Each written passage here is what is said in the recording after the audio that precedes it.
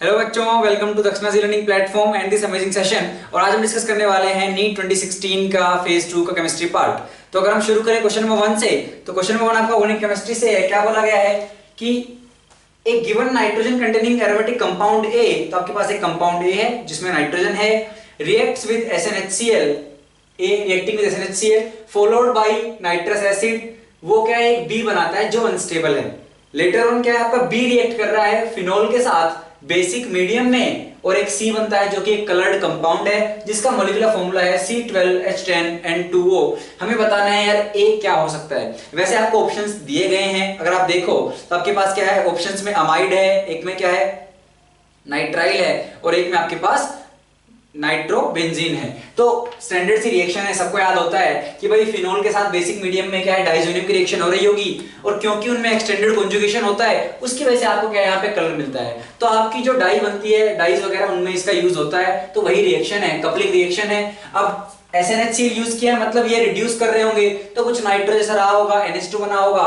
NH2 की जब आपने रिएक्शन करवाई किससे, नाइट्रस एसिड से, तो डाइजोनियम बना होगा। तो मतलब हमारा ए क्या रहा होगा, तो आसान क्वेश्चन था बच्चों, तो ए अपना जो रहा होगा वो रहा होगा नाइट्रोबेंजीन। क्यों?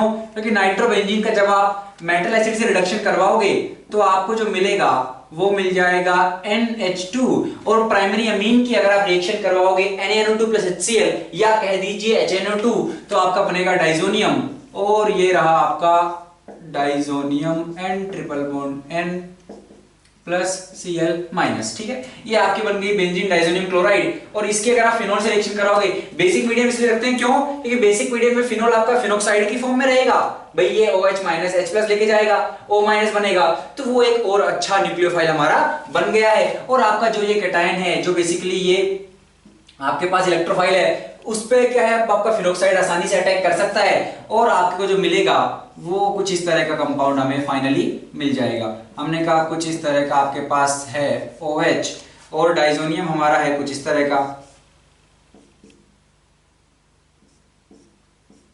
N ट्रिपल बॉन्ड N, यहां पे आपके पास प्लस है। ठीक है, तो क्या है, आप इन इलेक्ट्रॉन्स को इधर शिफ्ट करवाइए, इस पे प्लस आएगा तो आपके ये शिफ्ट कर जाएंगे इधर, और ये इधर शिफ्ट करेंगे, तो आपके पास जो कंपाउंड मिलेगा सिंपली एक कपलिंग रिएक्शन है बच्चों, जहां पे आपकी ये दोनों जुड़ जाएंगी, तो N डबल बॉन्ड N, और इधर में आपके पास ये रहा OH, और ये ठीक है। जब ये इधर शिफ्ट करेगा तो आपका यहाँ पे प्लस आएगा, और बाद में यहाँ से H प्लस निकल जाएगा, तो डबल बॉन्ड वापस बन जाएगा। यही है जिसकी ये बात कर रहे हैं। ठीक है, आप गिन भी सकते हो, यहां से अगर आप देखोगे तो आपको सेम मॉलिक्यूलर फॉर्मूला इसका मिलेगा। तो अपना क्या हो गया ऑप्शन, तो ए क्या था बच्चों अपना नाइट्रोबेंजीन, और ये आप पाएंगे ऑप्शन नंबर 3 में दिया गया है। अगला देखिए question number 2, consider the following reaction. Reaction क्या है, अगर आप देखो तो प्रोपाइल ब्रोमाइड और NaCN की रिएक्शन है, जहां पे Cn माइनस अटैक कर रहा है, यहां पे Br माइनस निकल जा रहा है, NaBr बना रहा है। क्या बोला गया है कि ये रिएक्शन के लिए जो सुटेबल मीडियम है, कौन सा सॉल्वेंट जो है किस में करवाएं, ये रिएक्शन फास्ट किस में होगी। अगर आप ध्यान से देखो तो भाई सब्स्टिट्यूशन हो रहा है, न्यूक्लियोफाइल जो है सब्स्टिट्यूट कर रहा है, मतलब ये न्यूक्लियोफिलिक सब्स्टिट्यूशन रिएक्शन है। SN1 है या SN2, भाई प्राइमरी है 1 डिग्री पे, SN1 नहीं हो सकती, मतलब ये SN2 रिएक्शन है। SN2 रिएक्शन के लिए जो अपना जो भाई रिक्वायर्ड, अगर आपको बेहतर जो सॉल्वेंट होगा वो होगा आपका पोलर एप्रोटिक। और अगर आप देखो तो वाटर, मेथनॉल, एथनॉल सारे पोलर एप्रोटिक हैं। तो पोलर एप्रोटिक आपके पास एक ही है जो है आपका DMF, तो DMF हो गया, DMS हो गया, ये सारे आपके SN2 को फेवर करते हैं क्योंकि ये पोलर एप्रोटिक हैं। ठीक है, तो अगर आप बात इसको भी कहा जाएगा, आपका करेक्ट आंसर बच्चों ऑप्शन नंबर 4। अगला क्वेश्चन देखिए बच्चों, क्वेश्चन नंबर 3, क्या बोला गया है, the correct structure of the product A formed in the reaction. आपको दिया गया है इन और ऑन जो कॉन्जुगेशन में है, और H2PD से रिडक्शन करवा रहे हैं, पूछ रहे हैं भाई कौन सा रिड्यूस होगा, क्या बनेगा। अगर आप ऑप्शंस देखो तो आपके लिए क्या है, आसान हो जाता है। क्यों? क्योंकि ऐसा ऑप्शन कोई भी नहीं जिसमें दोनों रिड्यूस हुए हों। ठीक है, तो वहां से अगर आप देखो तो आसान है। वैसे आपको पता होना चाहिए, अगर कॉन्जुगेशन में रहा ये, तो आपका इस केस में जो रिड्यूस होगा केवल डबल बॉन्ड रिड्यूस होगा, तो साइक्लोहेक्सेनोन आपको एज इट इज मिल जाएगा। अगर आप देखना चाहो कि भाई कैसे हो रहा होगा ये, तो हम कह रहे हैं इस केस में आपका जो रिड्यूस होगा वो कुछ इस तरह से आपको ये प्रोडक्ट मिलेगा। कैसे, ऐसे समझ लीजिए, मान लीजिए आपके पास देखो ऐसा सिस्टम है, ठीक है, ऐसा ये इन और ऑन आपका कॉन्जुगेशन में है, double bond in conjugation with carbonyl group. अगर आप यहां से H2 का एडिशन करवाओगे, इसको ऐसा समझ लेते हैं थोड़ा सा कि भाई डबल बॉन्ड O, और ये रही आपकी H2, ये इसके साथ इसका बॉन्ड बनाएगी, तो क्या होगा आपका, ये शिफ्ट होगा बॉन्ड इधर, ये इधर, ये इधर, तो यहां से आपको जो मिल गया सी और सी इनके बीच में सिंगल बॉन्ड बन गया, ये बॉन्ड ट्रांसफर कर गया अगले वाले के बीच में, और यहां से OH अटैच हो गया है। तो ये अगर आप देखो तो ये क्या है, इनोल है और टोटोमराइज कर जाएगा कीटो में, तो आपको जो मिलेगा वो मिलेगा डबल बॉन्ड O, कुछ इस तरह का। तो सिमिलरली ये भी है, ठीक है। आपका इससे पहले क्या बना होगा, अगर आप देखो तो हमने कहा इनोल टाइप बना होगा कुछ ऐसा, और टोटोमराइज करवा देंगे इसको तो आपको दोबारा मिल जाएगा बच्चों क्या, कीटो वाला। तो साइक्लोहेक्सेनोन आपको मिलना चाहिए ऑप्शन नंबर 3। अगला क्वेश्चन देखिए, क्वेश्चन नंबर 4 क्या बोला गया है, which of the following can exhibit tautomerism. अच्छा, तो भाई कौन कौन टोटोमराइज हो सकता है वो हमें देखना है भाई। इसके लिए हमें चाहिए अल्फा पे हाइड्रोजन, ठीक है। तो अल्फा कार्बन जो होगा वहां पे हाइड्रोजन चाहिए, लेकिन अगर आप देखो तो भाई ये जो कार्बोनिल ग्रुप है, अब ये ब्रिजेड, यहाँ पे जो अल्फा पे जो हाइड्रोजन है वो ब्रिजेड कार्बन पे है, ठीक है। तो ये जो H होगा पहले समझिए कि वो इस तरफ होगा आपका नीचे की तरफ, ठीक है। तो ब्रिजेड वाले जो है वो कभी भी कॉन्जुगेशन में, मतलब वहां से H+ निकल के जो ऑर्बिटल आपको मिलेगा वो इस वाले के प्लेन में कभी नहीं होगा, दोनों में कॉन्जुगेशन हो ही नहीं सकता, तो ये वाला टोटोमराइज कर ही नहीं सकता। इस कीटो की आप इनोल फॉर्म नहीं बना सकते, ठीक है, क्योंकि ब्रिजेड वाले आपके पार्टिसिपेट नहीं करेंगे। वहां पे एक कंस्ट्रेंट है भाई, वो जो H है वो एक फिक्स डायरेक्शन में है, ठीक है। तो वहां पे अगर वो H+ चला भी गया तो वो ऑर्बिटल आपका उसी डायरेक्शन में रहेगा, तो वो इसके साथ कॉन्जुगेशन में नहीं आ सकता। तो अगर आपके पास ब्रिजेड है तो वहां पे नहीं होगा, चाहे अल्फा कार्बन पे हाइड्रोजन हो, हमें चाहिए कि वो ब्रिजेड पे नहीं होना चाहिए, ध्यान रखना। तो यहाँ पे अगर आप देखो दोनों ब्रिजेड हैं तो ये शो नहीं कर पाएगा। यहाँ पे इस वाले पे 2 फिनाइल लगा दिए तो हाइड्रोजन अब नहीं हो सकते, 4 बॉन्ड बन गए कार्बन के। इधर आप देखोगे तो ये ब्रिजेड पड़ गया, तो ये भी नहीं बना सकता। हाँ, यहाँ पे जरूर ये जो हाइड्रोजन है यहां से जरूर इसका टोटोमर बन सकता है, तो हम कह रहे हैं भाई यहां से अगर आप टोटोमर बनाओगे तो आपको जो मिलेगा भाई, इसको इधर शिफ्ट कराइए, इसको इधर, तो OH डबल बॉन्ड और ये आपका एज इट इज रह जाएगा। तो ऑप्शन नंबर 3 जो है वो आपका बिल्कुल टोटोमर बना सकता है, बाकी नहीं बना पाएंगे। और अगर आप देखोगे ओनली 3 तो ये आपको मिलेगा ऑप्शन नंबर 2 में। क्वेश्चन नंबर 5 क्या बोल रहा है, the correct order of strength of carboxylic acids. तो आपको 3 जो है कार्बोक्सिलिक एसिड दिए गए हैं। अगर आप ध्यान से देखो तो एक 6 मेंबर्ड की रिंग उनसे अटैच्ड है। पहले वाले में क्या है, 6 के 6 कार्बन है, दूसरे वाले में एक ऑक्सीजन आ गया है रिंग में, और तीसरे वाले में भी ऑक्सीजन है। तीसरे वाले में जो ऑक्सीजन है वो उसकी क्या है, पैरा पोजीशन टाइप पे है, 1 2 3, ठीक है। यहाँ पे जो है 1 2। तो अब एक बात ध्यान देना कि जैसे ही भाई एसिड कितना स्ट्रॉन्ग होगा, भाई उसका कॉन्जुगेट बेस जितना स्टेबल होगा, एसिड की जो स्ट्रेंथ होगी वो उतनी ही ज्यादा होगी। पहले वाले में अगर आप इसका एनायन बनाओगे, इसका कॉन्जुगेट बेस बनाओगे, तो क्या होगा, सिंपली H+ जाएगा, आपके पास यहाँ पे माइनस आएगा, कोई दिक्कत नहीं है, ठीक है। आपके पास एक रिंग अटैच्ड है साइक्लोहेक्साइल, कोई दिक्कत नहीं है। दूसरे वाले में एक ऑक्सीजन आ गया उस रिंग में, अब ऑक्सीजन कैसा इफेक्ट दिखाएगा, -I। तो जो एनायन आपका बनेगा उसको स्टेबलाइज करने की कोशिश करेगा, क्यों कि -I इलेक्ट्रॉन डेंसिटी को अपनी तरफ खींचेगा। तीसरे वाले में अगर हम बात करें तो ऑक्सीजन की डिस्टेंस जो है वो उस कार्बोक्सिलिक का जो एनायन बनेगा उससे दूर हो गई है, ठीक है, एज कंपेयर टू सेकंड वाला।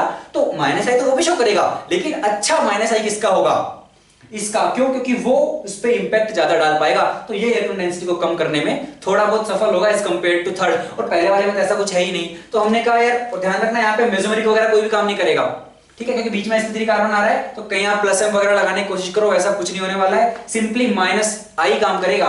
तो -I के बेसिस पर अगर हम देखें तो जितना पास में होगा ऑक्सीजन उतना अच्छा -I होगा। तो हमने कहा सेकंड की जो स्ट्रेंथ होगी वो ग्रेटर देन होगी थर्ड से, और पहले वाले में तो कुछ है ही नहीं, तो 2 3 फॉलोड बाय 1, ऑप्शन नंबर 3। आगे बढ़ते हैं बच्चों, क्वेश्चन नंबर 6 क्या बोला गया था, compound that will react most readily with gaseous bromine has the formula. तो आपको देखिए अल्कीन दिया गया है, अल्काइन दिया गया है, अल्केन दिए गए हैं, पूछ रहा है भाई कौन सबसे जल्दी रिएक्ट करेगा गैसियस ब्रोमीन के साथ। अब भाई गैसियस ब्रोमीन क्या कर सकती है इन हाइड्रोकार्बन्स का, अगर आप देखो तो भाई C2H4 क्या है, C2H4 C double bond C H2H2, एक सिंपल अपने को क्या दिया गया है, अल्कीन दी गई है। C3H6 में क्या है, C डबल बॉन्ड C और CH3।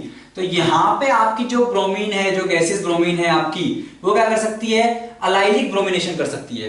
तो इस पोजीशन पे फ्री रेडिकल मैकेनिज्म के थ्रू क्या होगा, आपका Br रेडिकल आके लगेगा और यहां पे ब्रोमिनेशन हो जाएगा। तो जो Br रेडिकल है वो आपका कॉन्जुगेशन में जाएगा और स्टेबल होगा, तो अलाइलिक ब्रोमिनेशन यहां पे हो जाएगा। तो इसलिए कौन सा ऑप्शन आपका सही है बच्चों, ऑप्शन नंबर 2। बाकी अगर आप देखोगे तो ये अल्केन है, ठीक है, लेकिन इसकी कंपैरिजन में ज्यादा अच्छा कौन सा है आपका ये, क्योंकि यहां पे क्या होगा आपका वो, मतलब अलाइलिक ब्रोमिनेशन अगर हम ध्यान दें से आपका बेंजाइल की अलाइलिक ब्रोमिनेशन वो आसानी से हो सकता है, क्योंकि रेडिकल जो बनेगा वो आपका स्टेबलाइज होगा यहाँ पे रेजोनेंस के थ्रू। तो हमने कहा ऑप्शन नंबर 2 आपका यहाँ पे बच्चों क्या है, मोस्ट करेक्ट ऑप्शन होगा। अगला क्वेश्चन देखिए, क्वेश्चन नंबर 7 क्या बोला गया है, इंट्रामोलिकुलर हाइड्रोजन बॉन्डिंग किसमें प्रेजेंट है, एसिटिक एसिड दिया गया है, हाइड्रोजन पेरोक्साइड है, HCN है, सेल्यूलोज है। अगर आप देखो तो इनमें इंट्रामोलिकुलर तो कहीं पे भी नहीं हो सकती है, सेल्यूलोज जरूरी जो है आपको भाई ये ऐसे इसमें इंटरमोलिकुलर हो जाएगी, दूसरे के साथ ही क्या करेगा इंटरमोलिकुलर, दो अलग अलग मॉलिक्यूल के अंदर हाइड्रोजन बॉन्डिंग होगी, एक के अंदर ही नहीं हो सकती। तो अगर आप बात करो इंट्रामोलिकुलर, अब सेल्यूलोज क्या है, तो सेल्यूलोज क्या है आपका एक पॉलीमर है जहां पे बीटा डी ग्लूकोज आपका मोनोमर है और इसकी कई जो है सैकड़ों यूनिट जुड़ जुड़ के क्या है सेल्यूलोज बनाएंगी। तो सेल्यूलोज में अगर आप देखो बीटा डी ग्लूकोज एक बना लेते हैं, वहां से आइडिया लग जाएगा आपको कि भाई ये हाइड्रोजन बॉन्डिंग क्यों दिखा सकता है। तो हमने कहा बीटा है तो ये OH रहेगा ऊपर, ठीक है, राइट वाले OH को अगर आप हम बात करें ग्लूकोज के स्ट्रक्चर में तो राइट वाले को नीचे ले रहे हैं और लेफ्ट वाले को ऊपर, तो यहाँ पे CH2OH और आपका H।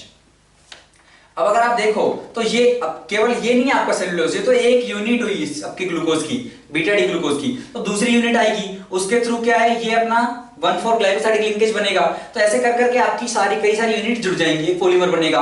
अब यहाँ पे अगर आप देखो तो ये CH2OH है, अब ये जो OH है ये किसी दूसरी यूनिट के O के साथ हाइड्रोजन बॉन्ड बना सकता है, ये जो O है ये किसी दूसरी यूनिट के H के साथ हाइड्रोजन बॉन्ड बना सकता है। सिमिलरली यहाँ पे भी OH है, तो इसमें क्या है आपकी इंट्रामोलिकुलर हाइड्रोजन बॉन्डिंग हो सकती है। अब ये मत सोचना कि यार इसमें भी तो एक मोनोमर आपका दूसरे मोनोमर के साथ बनाएगा, लेकिन सेल्यूलोज की बात करें, सेल्यूलोज तो उस पूरे को ही बोल रहे हैं ना यार, जो पूरा पॉलीमर आपका बन के आया वही तो सेल्यूलोज है। तो अगर उसके अंदर में कहीं भी हाइड्रोजन बॉन्डिंग हो रही है तो इंट्रामोलिकुलर ही होगी, तो ऑप्शन नंबर 4 आपका यहाँ पे सही है। सेल्यूलोज का स्ट्रक्चर बनाने की कोई जरूरत यहाँ पे नहीं है, आप सीधा टिक इसको कर सकते थे। क्वेश्चन नंबर 8 देखिए, द मोलर कंडक्टिविटी ऑफ ए 0.5 मोल पर डीएम क्यूब। तो बेसिकली आपको कॉन्सेंट्रेशन दे रखा है, कितना कॉन्सेंट्रेशन इतना है, कैपा दे रखा है, कंडक्टिविटी इतनी है, टेम्परेचर दिया हुआ है, मोलर कंडक्टिविटी पूछ रहे हैं। स्ट्रेट फॉरवर्ड फॉर्मूला है कि मोलर कंडक्टिविटी आपकी जो होगी वो आपकी होती है बच्चों कैपा इनटू 1000 बाय कंसंट्रेशन, और कंसंट्रेशन अगर आप देखो तो 0.5 मोल पर डीएम क्यूब है भाई, एक डेसीमीटर की अगर आप बात करोगे तो उसमें 10 सेंटीमीटर होते हैं, ठीक है।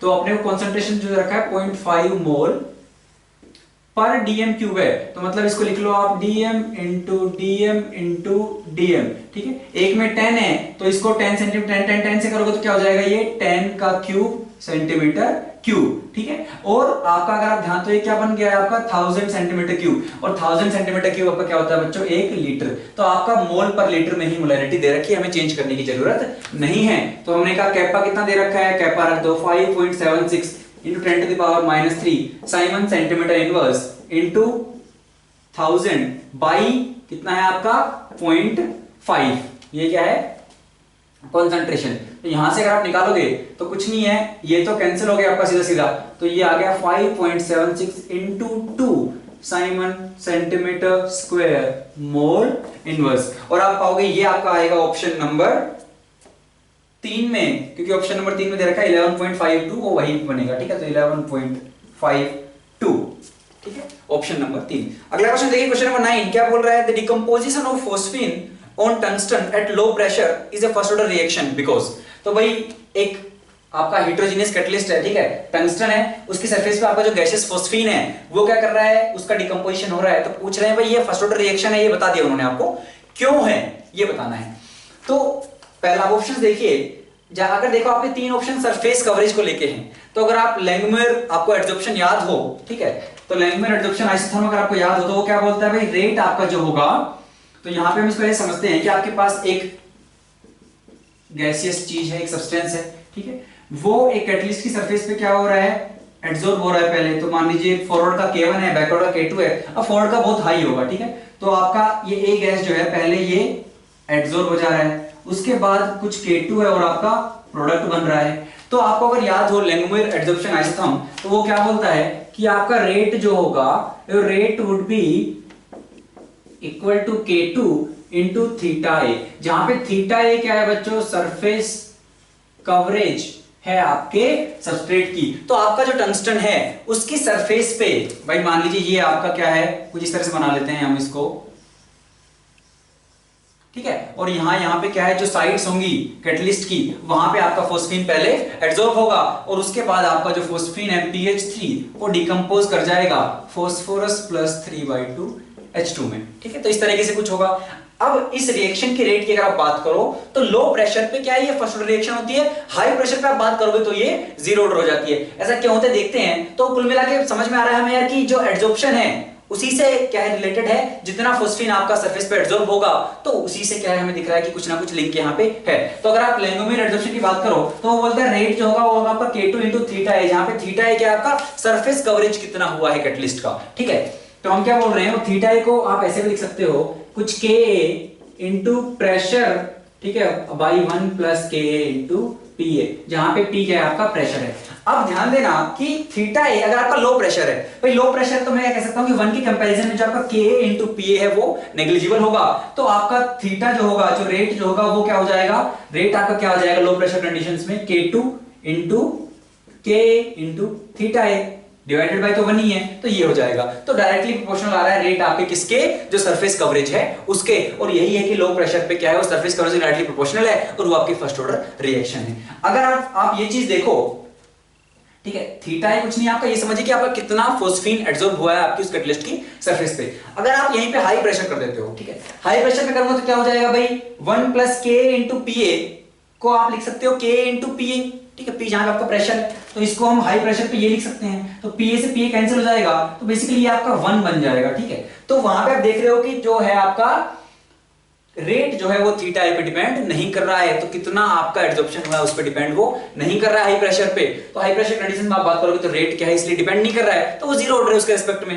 कितना फोस्फीन एब्जॉर्ब हुआ मुझे मतलब ही नहीं है, प्रेशर इतना हाई है आपकी रिएक्शन हो जाएगी, तो वो थीटा ए पे डिपेंड नहीं कर रहा है, तो वहां पे आपकी रिएक्शन जीरो ऑर्डर है। तो लो प्रेशर कंडीशंस पे आपका थीटा ए पे क्या है, आपका theta A directly proportional to pressure है, तो आपका रेट जो है प्रेशर पे डिपेंडेंट है ना, और रेट आपका थीटा ए के डायरेक्टली प्रोपोर्शनल है, तो कितना फोस्फीन एब्जॉर्ब हुआ उससे फर्क पड़ रहा है हमें, तो क्योंकि हम बोल रहे हैं सरफेस कवरेज के डायरेक्टली प्रोपोर्शनल आ रहा है लो प्रेशर सिचुएशंस में, तो rate is directly proportional to surface coverage, ठीक है, at low pressure, that is why your reaction is first order reaction. तो ऑप्शन नंबर बी आपका क्या है बच्चों, यहाँ पे ऑप्शन नंबर 2 आपका करेक्ट ऑप्शन है। अगर आप यहाँ यहीं पे हाई प्रेशर बोलते थे और बोलते भाई डिकम्पोजिशन ऑफ PSC और tungsten at high pressure is zero order reaction because, तो वहां पे क्या होता है आपका rate does not depend on surface coverage, क्योंकि हमने अभी डिस्कस किया कि थीटा जो आपका है प्रेशर को हाई करोगे तो ये प्रेशर से इंडिपेंडेंट आ जा रही है आपकी इक्वेशन, ठीक है, तो आपका थीटा पे डिपेंड ही नहीं करेगा रेट, ठीक है, तो इसलिए आपकी क्या हो जाएगी वो जीरो ऑर्डर। चलिए आगे चलते हैं क्वेश्चन नंबर 10। क्वेश्चन नंबर 10 में क्या बोला है बच्चों, the coagulation values in millimoles per litre of electrolytes used for coagulation of AS2S3 are given below. तो बेसिकली AS2S3 का एक सोल है, उसको हम क्या करवा रहे हैं, कुछ इलेक्ट्रोलाइट डाल के उसको कोगुलेट करवा रहे हैं। अब क्या क्या है अपने पास जो इलेक्ट्रोलाइट्स हैं, एक में NaCl है, एक में BaCl2 है, एक में MgSO4 है, तो आपको जो दी गई है वो है कोगुलेशन वैल्यूज। एक बात समझना भाई, कोगुलेशन वैल्यू जितनी ज्यादा मतलब मैंने उतने 1 लीटर सोल को एब्जॉर्ब कर मतलब कि प्रेसिपिटेट कराने के लिए मैंने उतने मिलीमोल्स यूज किए। अब जितनी ज्यादा आपकी कोगुलेशन वैल्यू है मतलब आपको उतना ज्यादा इलेक्ट्रोलाइट यूज करना पड़ रहा है उसको कोगुलेट कराने के लिए, और अगर ज्यादा इलेक्ट्रोलाइट यूज करना पड़ रहा है मतलब इलेक्ट्रोलाइट की जो कोगुलेटिंग पावर है वो उतनी ज्यादा नहीं है, तो हम कह रहे हैं जो कोगुलेटिंग पावर होगी that would be inversely proportional to your coagulation value, क्योंकि अगर उसकी पावर ज्यादा होती प्रेसिपिटेट करवाने की तो कम में ही प्रेसिपिटेट करवा देता, मुझे उतनी क्वांटिटी की जरूरत पड़ती ही नहीं, तो जितनी कम वैल्यू उतनी ज्यादा पावर। सबसे कम वैल्यू है 0.22 MgSO4 की, फिर 0.69 BaCl2 की, और 52 है NaCl की, तो बहुत ही बेकार इलेक्ट्रोलाइट है, बहुत ही बेकार क्या है इलेक्ट्रोलाइट है जो कोगुलेशन यहाँ पे करवा रहा है, तो जितनी कम उतना अच्छा। तो हम कह रहे हैं क्वेश्चन नंबर 10 में तो MgSO4 followed by BaCl2 followed by NaCl 3 2 1 option number 4। आगे बढ़ते हैं बच्चों, क्वेश्चन नंबर 11 क्या बोला गया है, during the electrolysis of molten sodium chloride, तो अपने पास मोल्टन NaCl है उसमें इलेक्ट्रोलिसिस करवा रहे हैं, the time required to produce 0.1 mole of chlorine gas using current of 3 amperes is, तो वही 3 एम्पियर करंट है, क्लोरीन का मोल अपने को 0.1 चाहिए, टाइम कितने टाइम तक ये करंट फ्लो करवाएं। एक बात समझना भैया, आपके पास है NaCl, तो बेसिकली Na प्लस और Cl माइनस, तो ये बोल रहे हैं 2Cl माइनस गया है Cl2 में, 2 इलेक्ट्रॉन उसने छोड़ दिए हैं, ये ऑक्सीडेशन हुआ है, तो आपको Cl2 का मोल चाहिए 0.1। कोई समझ में आ गई? एक बात देखना कि Cl2 का 1 मोल अगर चाहिए तो 2 मोल इलेक्ट्रॉन्स मुझे चाहिए, समझ में आ गई बात, क्योंकि इस इक्वेशन को अगर हम देखें तो इसका 1 मोल मतलब इसके 2 मोल, और अब अगर आप देखो तो 1 मोल ऑफ इलेक्ट्रॉन पे चार्ज होता है कितना, 1 फैराडे बोलते हैं, मतलब हम बोल रहे हैं 2 फैराडे अगर आपका हुआ तो आपको मिलेगा 1 मोल Cl2, लेकिन 1 मोल नहीं चाहिए मुझे, 0.1 ही चाहिए। 0.1 चाहिए मतलब ठीक है, इसका 1/10 तो मतलब मुझे कितना चार्ज चाहिए, इसका 1/10 तो मुझे 0.2 फैराडे चाहिए। 0.2 फैराडे अगर आप देखो तो कितना हो गया भाई, 0.2 इंटू 96500, ठीक है, क्योंकि आपका 1 मोल पे इतना होता है। पूछा क्या इन्होंने, अगर आप ध्यान से देखो तो इन्होंने पूछा है भाई टाइम पूछ रही है हमसे, कोई दिक्कत नहीं है। तो हमने कहा आपको इतना टोटल चार्ज चाहिए, 0.2 इंटू 96500 और इतना चार्ज मतलब I इंटू टी। आई कितना है 3 एम्पियर इंटू टाइम टी, तो आपका टाइम टी जो आ गया यहां से वो आ गया 0.2 इंटू 96500 डिवाइडेड बाई 3, इतने सेकंड्स, ठीक है। और इन सेकंड्स को अब कैलकुलेशन आप कर लेना बच्चों, सिंपल सी बात थी भाई 2 फैराडे पे 1 मोल मिलेगा, तो मुझे 1 मोल नहीं चाहिए, मुझे 1/10 मोल चाहिए। तो 1/10 मोल चाहिए मतलब चार्ज भी उतना ही चाहिए, फिर 1/10 ऑफ 2f का चार्ज, तो 2f मतलब है ना 2f का 1/10 0.2 और फैराडे मतलब इतना कूलम, इतना चार्ज चाहिए इक्वल टू IT। और ये अगर आप करोगे तो यहां से आप t निकालने जाओगे बच्चों, तो t आपका आएगा कितना मिनट में, अगर हम इसको कन्वर्ट करेंगे तो वो आएगा 107.2 मिनट। और इसके सबसे क्लोज में जो आपको ऑप्शन दिया गया है वो है 110 मिनट, तो 110 मिनट्स को हम सही ऑप्शन मार के यहाँ पे आगे निकलेंगे, ऑप्शन नंबर 3। अगला क्वेश्चन देखिए, पूछ रहे हैं एक ऑर्बिटल आपके पास नहीं, how many electrons can fit in the orbital for which n equals to 3 और l इक्वल्स 1। तो यार इन्होंने प्रिंसिपल क्वांटम नंबर फिक्स कर दिया, फिर इन्होंने एजिमुथल भी फिक्स कर दिया। n इक्वल्स 3 हो गया मतलब भाई 3 और l इक्वल्स 1 मतलब भाई s p d f s की 0 p की 1, तो 3p है। तो 3p तो एक ऑर्बिटल है ना यार, और एक ऑर्बिटल में मैक्सिमम आपके 2 इलेक्ट्रॉन आ सकते हैं, बात खत्म। तो उतना आसान क्वेश्चन था, कुछ नहीं था, एक ऑर्बिटल दे दिया है, उस ऑर्बिटल में कितने आ सकते हैं मैक्सिमम 2 आ सकते हैं। तो अगर आप देखोगे तो ऑप्शन नंबर 2 में आपको 2 मिलेगा। अगला क्वेश्चन देखिए, क्वेश्चन नंबर 13 बोल रहे हैं for a sample of perfect gas when its pressure is changed isothermally. तो एक गैस है आपके पास, आइसोथर्मली हम प्रेशर चेंज कर रहे हैं Pi to Pf, entropy change कितना होगा, काफी आसान है बच्चों, हमें पता है यार डेल्टा एस अगर आप देखोगे तो वो हो जाएगा आपका dq बाई टी, ठीक है। तो ds हमारा होता है dq बाई टी, और फर्स्ट लॉ से हम कह सकते हैं du इक्वल्स क्या हो जाएगा बच्चों dq प्लस dw, और डेल्टा u 0 होगा, क्यों, क्योंकि आइसोथर्मल है, टेम्परेचर पर डिपेंडेंट होती है इंटरनल एनर्जी, टेम्परेचर कांस्टेंट है, तो डेल्टा u 0, तो मैं कह सकता हूं dq would be equal to minus dw, और dw क्या होता है माइनस pdv, तो ये हो गया प्लस p dv, p को रिप्लेस कर देते हैं nRT by v से, तो nRT by v dv, तो यहां से हमें मिल गया dq, dq को यहां पे रख दीजिए, तो हमने कहा dq हो गया nRT by v, एक t ऑलरेडी है यहां पे इनटू dv, ठीक है।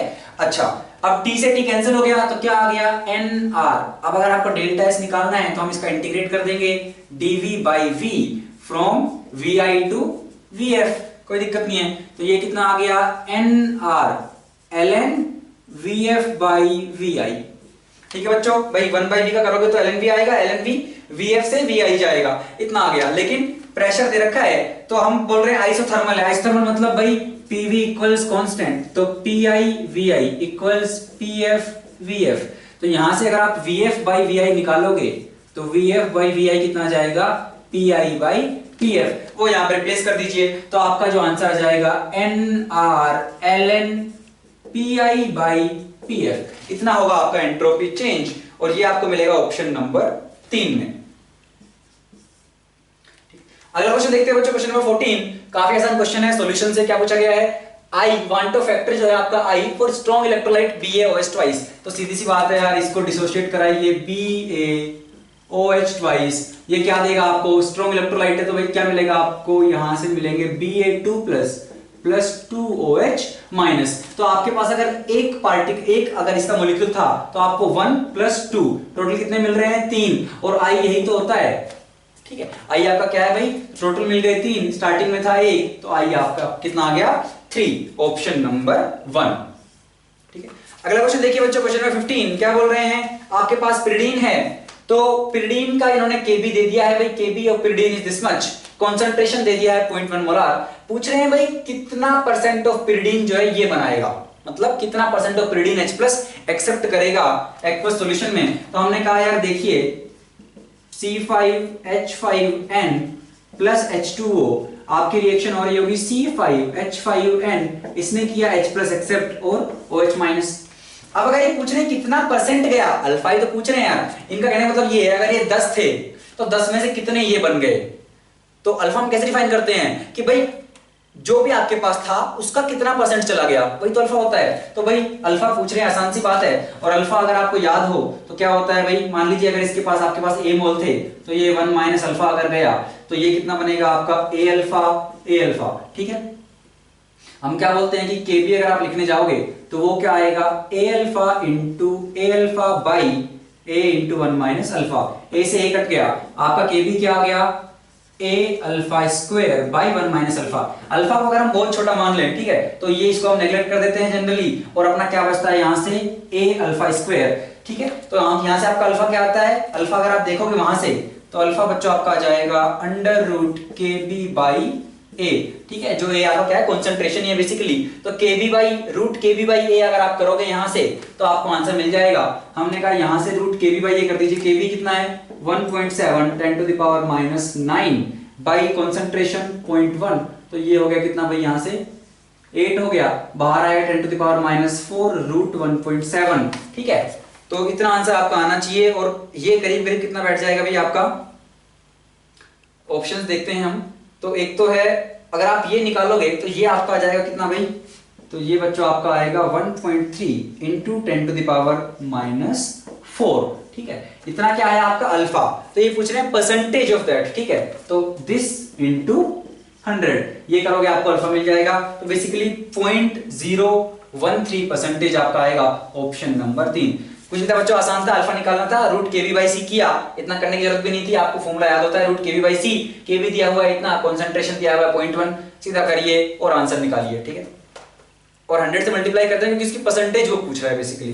ठीक है, अच्छा अगला क्वेश्चन देखते हैं, क्वेश्चन नंबर 16 क्या बोल रहा है, CaF2 है आपके पास, फ्लोराइड स्ट्रक्चर है, तो बोल रहे हैं भाई इसमें कोऑर्डिनेशन नंबर कितना है Ca2+ का और F- का।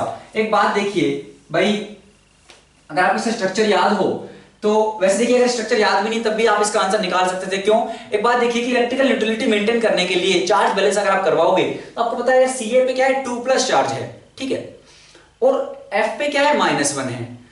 तो F पे है -1 और Ca पे क्या है 2+ चार्ज है, तो इसके अराउंड जितने Ca2+ होंगे इसके अराउंड उसके क्या है डबल F- होने चाहिए। समझ रहे हो, क्योंकि भाई इसके एक -1 इसके पास तो क्या है +2 चार्ज है, यहां पे +2 है, तो आपको डबल चाहिए होंगे बेसिकली, कुछ इस तरह का आप सोच सकते थे। तो हम कह रहे हैं Ca2+ वाला नंबर डबल होना चाहिए एज कंपेयर टू F-। ठीक है, उससे भी आप निकाल सकते थे, एक ही ऑप्शन आपका मैच करता। लेकिन तरीके से चलते हैं, हमने कहा भाई ये क्या बनाता है, Ca2+ आपका FCC बनाएगा, तो आपकी जो भी क्यूब होगी, ठीक है, Ca2+ बनाएगा FCC, और Ca2+ जब FCC बनाएगा तो जो भी आपके ऑक्टाहेड्रल वॉइड्स आएंगे बेसिकली, है ना, आपके जो कॉर्नर्स होंगे, जो आपका बॉडी डायगोनल है उसके अलोंग अगर आप चलेंगे तो आपको थोड़ी डिस्टेंस पे मिल जाएगी ऑक्टाहेड्रल वॉइड, तो आपकी हर कॉर्नर से कुछ कुछ डिस्टेंस पे 8 ऑक्टाहेड्रल वॉइड्स होंगी। तो Ca2+ ने बनाया FCC बनाया, मतलब कितने Ca2+ आएंगे इफेक्टिवली भाई, FCC मतलब आपके कॉर्नर्स पे सारे कॉर्नर्स का कंट्रीब्यूशन 1/8, 8 कॉर्नर, तो 8 इंटू 1/8 1 हो गया। और आपके फेस सेंटर्स पे भी Ca2+ होगा, फेस सेंटर पे कंट्रीब्यूशन आता है हाफ, आपके 6 फेस, तो हाफ इंटू 6 3, 3 + 1 4 Ca2+ हो गए। 4 Ca2+ के लिए हमें कितने चाहिए F- 8 चाहिए, क्योंकि CaF2 है तो 8 चाहिए, मतलब सारी की सारी ऑक्टाहेड्रल वॉइड ऑक्यूपाई होंगी, और सॉरी टेट्राहेड्रल वॉइड ऑक्यूपाई होंगी, और टेट्राहेड्रल वॉइड में अगर आप F- को रखोगे तो एक F- के इर्द गिर्द कितने रहेंगे आपके, कितने 4 Ca2+ रहेंगे। तो F- के इर्द गिर्द रहेंगे 4 Ca2+, क्योंकि ये आ रही है टेट्राहेड्रल वॉइड में, और अगर ये 4 हैं तो इसका कितना होना पड़ेगा, इसके इर्द गिर्द F- 8 होने पड़ेंगे। तो 8 and 4 should be the right option, option number 4। ठीक है बच्चों, आसान था। अगला क्वेश्चन देखिए, अगले में क्या बोल रहे हैं, E0 सेल नेगेटिव है, हमें निकालना है साइन डेल्टा G0 का और K इक्विलिब्रियम का। अच्छा, बहुत ही आसान क्वेश्चन है बच्चों, तो डेल्टा G को हम लिखते हैं -NFE, तो delta G0 would be -NF E0। अब आपका अगर E0 नेगेटिव है तो नेगेटिव नेगेटिव पॉजिटिव बन जाएगा, तो डेल्टा G0 तो आपका आ गया पॉजिटिव, और आपका डेल्टा G होता है delta G0 plus RT-ln-K, equilibrium पे बात कर रहे हैं, delta G would be equal to 0, तो यहां से डेल्टा G0 जो आ गया वो आ गया -RT-ln-K। अब यहां से मैं क्या बोल सकता हूं, डेल्टा G0 आया है पॉजिटिव, ये आया है पॉजिटिव, ये नेगेटिव, मतलब इसको इधर नेगेटिव कर लेते हैं। अब अगर जब अब ये नेगेटिव कब आएगी क्वांटिटी, भाई ये नेगेटिव है मतलब RT ln K को नेगेटिव आना है, RT नेगेटिव हो नहीं सकते मतलब ln K को नेगेटिव आना है। ln K नेगेटिव कब आएगा, जब आपका K लेस देन क्या होगा बच्चों 1 होगा, तो आपके K को होना पड़ेगा less than 1, K should be less than 1 आपका होना पड़ेगा, और delta G not should be positive, तो delta G not should be positive मतलब greater than 0 and K equilibrium should be less than 1, option number 2। आसान था बच्चों। अगला क्वेश्चन देखिए, क्वेश्चन नंबर 18 क्या बोल रहे हैं, which one of the following statement और which one of the following option is incorrect for ideal solution. हम हजार बार बात कर चुके हैं, पिछले जो आपका पेपर हुआ था 19 का सेकंड वाला ओडिशा वाला, उसमें भी शायद एक क्वेश्चन था आइडियल सॉल्यूशन से ही रिलेटेड। तो हमने कहा आइडियल सॉल्यूशन कब बनता है, भाई आपके पास ए था बी था, दोनों को मिक्स कर रहे हैं। अगर आपके इंटरेक्शन जैसे ए में थे और जैसे बी में थे, अगर आपके ए और बी में सेम इंटरेक्शन रहते हैं, ठीक है, ना इंटरेक्शन बढ़ेंगे ना घटेंगे, तो आपका पार्शियल प्रेशर एज एक्सपेक्टेड आएगा, ठीक है, जो आप रोल्स सॉल्यूशन निकालोगे उतना ही पार्शियल प्रेशर आएगा, ठीक है। तो उस केस में हम बोलते हैं भाई आइडियल सॉल्यूशन बन रहा है, इंटरेक्शन ना बढ़े ना घटे, ठीक है। वॉल्यूम अगर आपने V1 प्लस V2 मिक्स किया था, तो आपका वॉल्यूम ना बढ़ेगा ना घटेगा, V1 प्लस V2 ही रहेगा, ठीक है। तो delta V would be equal to 0, और आपका पार्शियल प्रेशर का जो जितना आप एक्सपेक्ट कर रहे हो उतना ही आएगा। तो डेल्टा P मतलब अगर आप रोल्ड फ्लो से आपने कुछ निकाला और आपने कुछ अपने ऑब्जर्वेशन से कुछ देखा इतना आया, तो उन दोनों में डिफरेंस नहीं होना चाहिए अगर आइडियल सॉल्यूशन है तो अगर आप देखो तो डेल्टा P जो है P ऑब्जर्व्ड और आपका P calculated by Raoult's law, इनका difference should be equal to 0, ये ऑप्शन सही है। हमने भी बात की डेल्टा V वॉल्यूम में कोई चेंज नहीं आएगा, that would also be equal to 0। Delta H enthalpy की बात करोगे, अगर आपके इंटरेक्शंस बढ़ रहे होते तब आपका क्या है बच्चों, वॉल्यूम कम हो जाता, आपकी एनर्जी उस प्रोसेस में रिलीज होती और delta H would have been less than 0, है ना, नेगेटिव होता क्योंकि वहां पे एनर्जी निकलती, क्योंकि इंटरेक्शन बढ़ रहे हैं, सॉल्यूशन स्टेबल बन रहा है, तो उस केस में होता। लेकिन आपके इंटरेक्शन ना बढ़ेंगे ना घटेंगे, तो delta H would also be equal to 0, ठीक है। और यहाँ पे ये डेल्टा U है बच्चों, डेल्टा V नहीं है, तो हमने गलत कर दिया है, तो डेल्टा U निकाल लेते हैं। हमने कहा यार अगर आप देखो तो डेल्टा H आपका होता है delta U plus P delta V, ठीक है। तो delta H mixture would be delta U mix plus P delta V mix. हमने बात की delta H mix would be equal to 0, delta V mix would also be equal to 0, तो आपका delta U mix भी क्या हो जाएगा, equal to 0। तो एक ऑप्शन बचता है delta G is equal to 0। क्यों गलत है, क्योंकि हमने बात की यार अगर आप दो चीजों को मिला रहे हो तो ये एक स्पॉन्टेनियस प्रोसेस है, वो तो मिलेंगी ही, उसमें आपने कोई एक्सटर्नल फोर्स नहीं दिया है, आपने कोई एनर्जी नहीं दी है, दो चीजें तो मिलेंगी। अगर दो लिक्विड्स आपके मिलेंगे, अगर ये दोनों मिल रहे हैं, एक सॉल्यूशन बना रहे हैं, दोनों मिलेंगे तो एक स्पॉन्टेनियस प्रोसेस है, तो आपकी delta G would B less than 0, ठीक है। और अगर हम बात करते हैं एंट्रोपी की, तो एंट्रोपी तो बढ़ेगी, तो delta S would be greater than 0, ये आपको याद रखना है, ठीक है, कि भाई प्रोसेस स्पॉन्टेनियस, तो delta G should be less than 0, not equal to 0, this should be less than 0। Option A is wrong, so correct option for this particular question would be option A, क्योंकि उन्होंने incorrect पूछा था। बच्चों अगला question देखिए, question number 19 क्या बोला गया है, solubility of AgCl solid with solubility product. भाई सोल्युबिलिटी प्रोडक्ट दे रखा है आपको AgCl का, और हमें निकालना है सोल्युबिलिटी कितनी होगी, लेकिन सिंपल नहीं है, क्या दे रखा है, सिंपल मतलब क्वेश्चन सिंपल है, लेकिन थोड़ा सा ट्विस्ट है कि भाई उसमें 0.1 मोलार NaCl भी है। इसकी वजह से क्या होगा, एक बात देखिए, अगर मान लो AgCl रहता तो क्या बनता, Ag plus plus Cl minus, ठीक है। मान लो भाई सोल्युबिलिटी S थी तो S, लेकिन NaCl से आपके पास क्या आएगा, Na प्लस और Cl माइनस, कितना कितना 0.1 मोलार है, तो भाई ये तो स्ट्रॉन्ग इलेक्ट्रोलाइट है, 0.1 देगा, तो Cl माइनस 0.1 मोलार वहां से भी आएगा। अब 0.1 की कंपैरिजन में आपकी सोल्युबिलिटी कितनी है, KSP देखिए 10 टू द पावर माइनस 10 के ऑर्डर का है, मतलब solubility 10 to the power minus 5 के ऑर्डर की होगी, क्योंकि भाई सोल्युबिलिटी अगर प्रोडक्ट आप इसके लिए लिखोगे तो क्या आएगा, S into S equals this, तो S का square is equal to this, तो समथिंग है ना, मतलब कि आपको बोल सकते हैं भाई 10 टू द पावर माइनस 5 के ऑर्डर का ही आएगा, तो हम बोल सकते हैं ये नेग्लिजिबल होगा इसकी कंपैरिजन में। तो अब अगर आप KSP लिखोगे that is given to you as 1.6 10 to the minus 10, और वो होगी क्या, Ag प्लस का कंसंट्रेशन इनटू Cl माइनस का। Ag प्लस का कंसंट्रेशन क्या है, S, Cl माइनस का कितना आ गया 0.1, तो 0.1 जाएगा इधर, और कितना आ जाएगा सोल्युबिलिटी आपका 1.6 in 10 to the power minus 9, option number 3, ठीक है, आसान था। अगला क्वेश्चन देखिए, आपको बोला गया कि भाई x और y दो एलिमेंट हैं और वो दो कंपाउंड बना रहे हैं xy2 और x3y2। xy2 का 0.1 मोल अगर हम ले तो उसका वेट है 10 ग्राम, और X3Y2 अगर हम 0.05 मोल लें तो उसका वेट है 9 ग्राम। अपने को बताना है यार मोलिकुलर वेट X का और Y का कितना कितना है।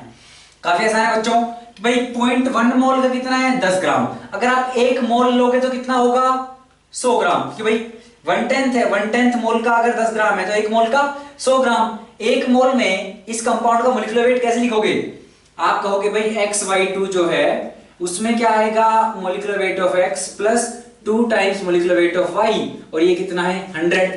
अगर X3Y2 लिया तो 0.05 मोल का कितना है 9 ग्राम।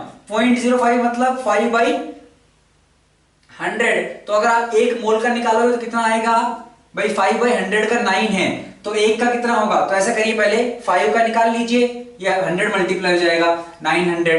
1 का निकालोगे तो 5 अपॉन में चला जाएगा, ये आ जाएगा 180 ग्राम्स। तो 1 मोल का 180, किसका 1 मोल X3Y2 का। X3Y2 का 1 मोल उसका आप लिखोगे तो क्या आएगा 3 molecular weight of X plus 2 molecular weight of Y equals 180। अब 2 में से 1 को सब्ट्रैक्ट कीजिए, 2my कैंसिल होगा, यहां पे क्या बचेगा, यहां पे बचेगा 2mx इज इक्वल टू 80, मतलब mx is equal to 40। mx 40 है तो my कितना आ जाएगा बच्चों, भाई 40 इस पहले वाली इक्वेशन में डाल दीजिए, ये 40 है तो 2my आएगा 60, तो my आएगा 30, तो mx 40 my 30, ऑप्शन नंबर 2। ठीक है, आसान था। अगला क्वेश्चन, क्वेश्चन नंबर 21, क्या बोल रहे हैं, the number of electrons delivered at cathode during electrolysis of by current of 1 ampere. तो हम क्या इलेक्ट्रोलिसिस कर रहे हैं, करंट है 1 एम्पियर, 60 सेकंड के लिए हमने फ्लो करवाया ये करंट, हम बोल रहे हैं कितने इलेक्ट्रॉन कैथोड पे गए होंगे। एक बात समझना कि भाई इतना करंट इतने टाइम के लिए तो चार्ज कितना होगा, क्यों हो गया IT, that would B 60 coulomb, क्यों 60 × 1। ठीक है, अच्छा तो क्या हम यहां से मोल निकाल सकते हैं, मोल ऑफ इलेक्ट्रॉन्स, कितने मोल इलेक्ट्रॉन होंगे। तो हम कह रहे हैं कितने मोल इलेक्ट्रॉन होंगे, इतना गुलाम। 1 मोल अगर आपका इलेक्ट्रॉन होगा तो उसमें कितना चार्ज होता है 96500, 1 फैराडे। हम बोलते हैं कि charge on 1 mole of electron is equal to 1 faraday and value of 1 faraday is 96500 coulomb. तो इतना कूलम चार्ज अगर है तो मोल कितने हो जाएंगे, डिवाइड कर दो 96500, इतने मोल हैं तो कितने इलेक्ट्रॉन होंगे इनटू Na, बेसिक अपना मोल कॉन्सेप्ट।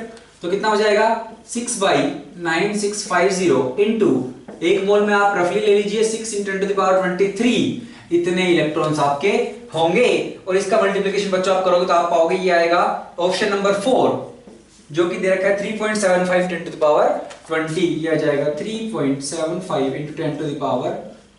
10⁻20। ठीक है, चलिए अगला क्वेश्चन करते हैं, क्वेश्चन नंबर 22। क्या बोल रहे हैं, boric acid is an acid because it's molecule. Option देखिए, अब बोल रहे हैं बोरिक एसिड, बोरिक एसिड अपने को पता है क्या है भाई H3BO3।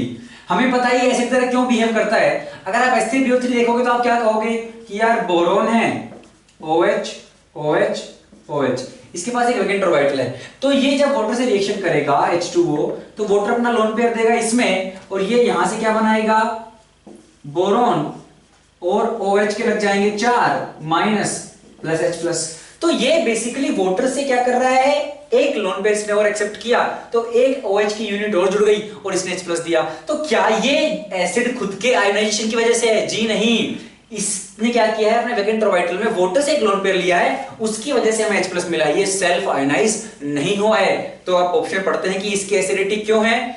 Option number 1 combines with proton from water molecule, गलत। Contains replaceable H plus ion, क्या इसके पास जो H प्लस है वो रिप्लेस हुआ, जी नहीं, वो नहीं हुआ रिप्लेस। गिव्स अप ए प्रोटॉन, अच्छा। और ऑप्शन नंबर 4, तो क्या ये खुद प्रोटॉन दे रहा है, जी नहीं। Accepts OH minus from water releasing proton, हाँ ये सही है, वाटर से इसने OH माइनस लिया और उसकी वजह से वाटर ने एक H प्लस दे दिया, तो हम इसलिए इसकी एसिडिटी हम बोलते हैं कि भाई ये एसिडिक है। तो ऑप्शन नंबर 4 आपका बच्चों यहाँ पे करेक्ट है। क्वेश्चन नंबर 23, क्या बोला गया है, AlF3 soluble in HF only in presence of KF। तो AlF3 जो है वो HF में soluble नहीं होता है, लेकिन अगर आप KF डालोगे तब हो जाएगा। क्यों, एक बात देखना, अगर AlF3 जो है आपका, HF कैसा है भाई, HF एक कोवेलेंट मॉलिक्यूल है। अब अगर ये कोवेलेंट है और इसमें हाइड्रोजन बॉन्डिंग भी अच्छी खासी होगी तो यहां से आपको F- नहीं मिल पाएंगे इजीली, ये F- रिलीज नहीं करेगा तो ये कॉम्प्लेक्स नहीं बना पाता है। लेकिन यार ऐसे बोलो कि भाई ये इसकी एक्सटेंसिव हाइड्रोजन बॉन्डिंग को नहीं तोड़ सकता, ये इसमें सोल्यूबल नहीं हो पाता है। लेकिन जैसे आप KF लाओगे, KF क्या है, आयोनिक है, KF आयोनिक है, वो आपको देगा K प्लस और F माइनस, तो F minus and K plus, तो AlF3 HF के साथ KF की उस प्रेजेंस में रिएक्ट कर जाएगा, क्यों, सोल्यूबल हो जाएगा, क्योंकि ये बनाएगा K3AlF6, इसका फॉर्मेशन आपका होगा। अब अगर आप इसको नाम देना चाहो तो नाम भी दे सकते हो, क्या, पहले कैटायन आएगा तो हम बोलेंगे पोटाशियम, फिर हेक्सा फ्लोराइडो, और फिर आपको क्या आ जाएगा, एल्यूमिनेट थर्ड। तो बात ये बनेगा क्या, K3AlF6, ऑप्शन नंबर 3। ठीक है बच्चों, अगला क्वेश्चन देखिए, क्वेश्चन नंबर 24 क्या बोल रहे हैं, the zinc can be coated on iron to produce galvanised iron but the reverse is not possible because. देखिए क्या होता है कि भाई अब अपना आयरन जो है, मान लीजिए आपके पास ये एक आयरन की रोड है, ठीक है, अब जैसे ये रोड आपकी कांटेक्ट में आएगी किसके, जैसे मान लीजिए एयर की कांटेक्ट में आई या फिर वाटर वेपर्स की कांटेक्ट में आई, तो क्या होगा, आयरन आपका क्या है, ऑक्साइड्स बनाने लगेगा और Fe2O3 की लेयर बनाएगा और ऑक्साइड्स की, हाइड्रोक्साइड की, जिसकी वजह से क्या होगा, आपकी रस्टिंग ऑफ आयरन स्टार्ट हो जाएगी। ठीक है, तो कोरोजन आपका शुरू हो जाएगा। तो इस कोरोजन को रोकने के लिए, ताकि अपना आयरन जो है बच्चों वो रस्ट ना हो, उसकी वजह से हम क्या करते हैं, उसके लिए अपन इसके ऊपर एक जिंक की लेयर लगाते हैं। जिंक की लेयर लगाओगे तो क्या होगा, अब आपका आयरन के ऊपर क्या है, जिंक है। और अगर आप देखो तो इलेक्ट्रोकेमिकल सीरीज में क्या है, जिंक आता है ऊपर अपना आयरन से, ठीक है, और ऊपर आ रहा है मतलब अगर आप देखोगे तो जिंक का Zn2+ में अगर जाएगा जिंक तो उसका है 0.76 वोल्ट, और अगर आयरन जाता है Fe2+ में तो उसका है 0.44 वोल्ट। अब आप सोचोगे यार अगर जिंक ज्यादा रिएक्टिव है आयरन से तो उसको यूज क्यों कर रहे हैं, इसीलिए तो यूज कर रहे हैं क्योंकि भाई अगर ज्यादा रिएक्टिव है और तो जैसी ऑक्सीजन मिलेगी, वैसे तो ऊपर लेयर है तो क्या होगा, जैसी ऑक्सीजन आएगी या वाटर वेपर्स आएंगी तो जिंक पहले रिएक्ट करेगा और जिंक +2 में जाएगा। ठीक है, और अगर मान लो कि भाई आपकी ये एक आयरन की वो थी, इस पे पूरे पे ऐसे कोटिंग थी, लेकिन थोड़े स्क्रैचेस पड़ गए और आपकी यहाँ पे क्या है, अभी इस वाले पोर्शन में जिंक की कोटिंग नहीं है, तो यहाँ पे आयरन अगर एक्सपोज्ड भी है, एटमॉस्फेरिक ऑक्सीजन या वाटर वेपर्स के साथ एक्सपोज्ड भी है, तो भी जिंक ही रिएक्ट करेगा। और इसको बोलते हैं बच्चों सैक्रिफिशियल आपकी क्या प्रोटेक्शन, कि भाई सैक्रिफाइस किया है जिंक ने आयरन को प्रोटेक्ट करने के लिए, तो इसको बोलते हैं सैक्रिफिशियल प्रोटेक्शन। क्या होगा कि भाई अगर मान लीजिए Fe2O3 बन भी गया तो क्या करेगा, जिंक क्योंकि ज्यादा रिएक्टिव है तो जिंक क्या करेगा, उससे ऑक्साइड छीन लेगा और आयरन को आपको वापस दे देगा। क्योंकि अगर आप देखो तो जिंक से Zn2+ जाने का 0.76 हुआ और Fe2+ Fe जाने का -0.44, तो ओवरऑल आपका ई नोट क्या आ रहा है, पॉजिटिव आ रहा है इस रिएक्शन का। ठीक है, तो आपकी रिएक्शन हो जाएगी। तो अगर आयरन ऑक्साइड बना भी तो जिंक क्या करेगा, जब तक जिंक है तब तक वही रिएक्ट करेगा। ठीक है, अब तो क्यों करते हैं हम ऐसा, अगर आप देखो तो जिंक क्या है आपका इलेक्ट्रोकेमिकल सीरीज में आयरन से ऊपर है। ठीक है, ऊपर है मतलब अगर आप तो जिंक का Zn2+ में जाने का ज्यादा पॉजिटिव है एज कंपेयर टू आयरन का Fe2+ में जाने का। तो अगर हम उल्टी बात करें, जो अपना क्या होगा स्टैंडर्ड रिडक्शन पोटेंशियल है ना, अगर आप बात करो तो आपका स्टैंडर्ड रिडक्शन पोटेंशियल जो है वो कितना आएगा, जिंक का Zn2+ में जाने का -0.76 और इसका कितना आएगा -0.44। तो अगर मैं ये कहूं कि भाई जिंक का जो SRP है वो ज्यादा नेगेटिव है, -0.76 है एज कंपेयर टू Fe2+ का जो SRP है, तो अगर आप बात करो ऑप्शन देखिए है ना, तो भाई इसलिए अपन क्या करते हैं, आयरन के ऊपर जिंक की कोटिंग लगाते हैं। ऑप्शन देखिए तो क्यों है ऐसा, the zinc has higher electrode potential, higher negative electrode potential than iron, तो zinc has higher negative electrode potential than iron. वही हमने बात की कि भाई Zn2+ का Zn में जाने का जो रिडक्शन पोटेंशियल है वो ज्यादा नेगेटिव है एज कंपेयर टू Fe2+ का Fe में जाने का। सही है, ठीक है, बाकी आप पढ़ोगे तो बहुत ही वाहियात ऑप्शन है। Zinc is lighter than iron, zinc has lower melting point than iron, का मतलब नहीं है zinc has lower negative electrode potential than iron, lower नहीं है, नेगेटिव वाला क्या है उसका ज्यादा है। ठीक है, वो देखो क्लियरली बोल रहा है कि भाई एक तो SRP की बात कर रहा है, SRP की बात करके भी उसके आगे नेगेटिव लगा दिया, मतलब वो क्या बन गया, ऑक्सीडाइजिंग वाला ही बन गया है, तो किसका ज्यादा है, जिंक का ज्यादा है, ऐसे सोच लो। या फिर नेगेटिव वाला जो है या रिडक्शन पोटेंशियल जो है वो ज्यादा नेगेटिव है जिंक का। सही बात है, नेगेटिव वाला जो रिडक्शन पोटेंशियल है वो ज्यादा नेगेटिव है किसका, जिंक का। तो ऑप्शन 1 इज करेक्ट। आगे बढ़ते हैं बच्चों, क्वेश्चन नंबर 25 क्या बोला गया है, suspension of slaked lime in water is known as. अभी थ्योरी बेस्ड क्वेश्चन है, थोड़ा बहुत देख लेते हैं कि मान लीजिए आपके पास स्लेक्ट लाइम कैसे बनेगा, आपके पास अगर कैल्शियम ऑक्साइड है, बेसिकली क्विक लाइम के वाटर के साथ रिएक्शन करवाओगे तो आपका बनेगा कैल्शियम हाइड्रोक्साइड, जिसको हम बोलते हैं slaked lime.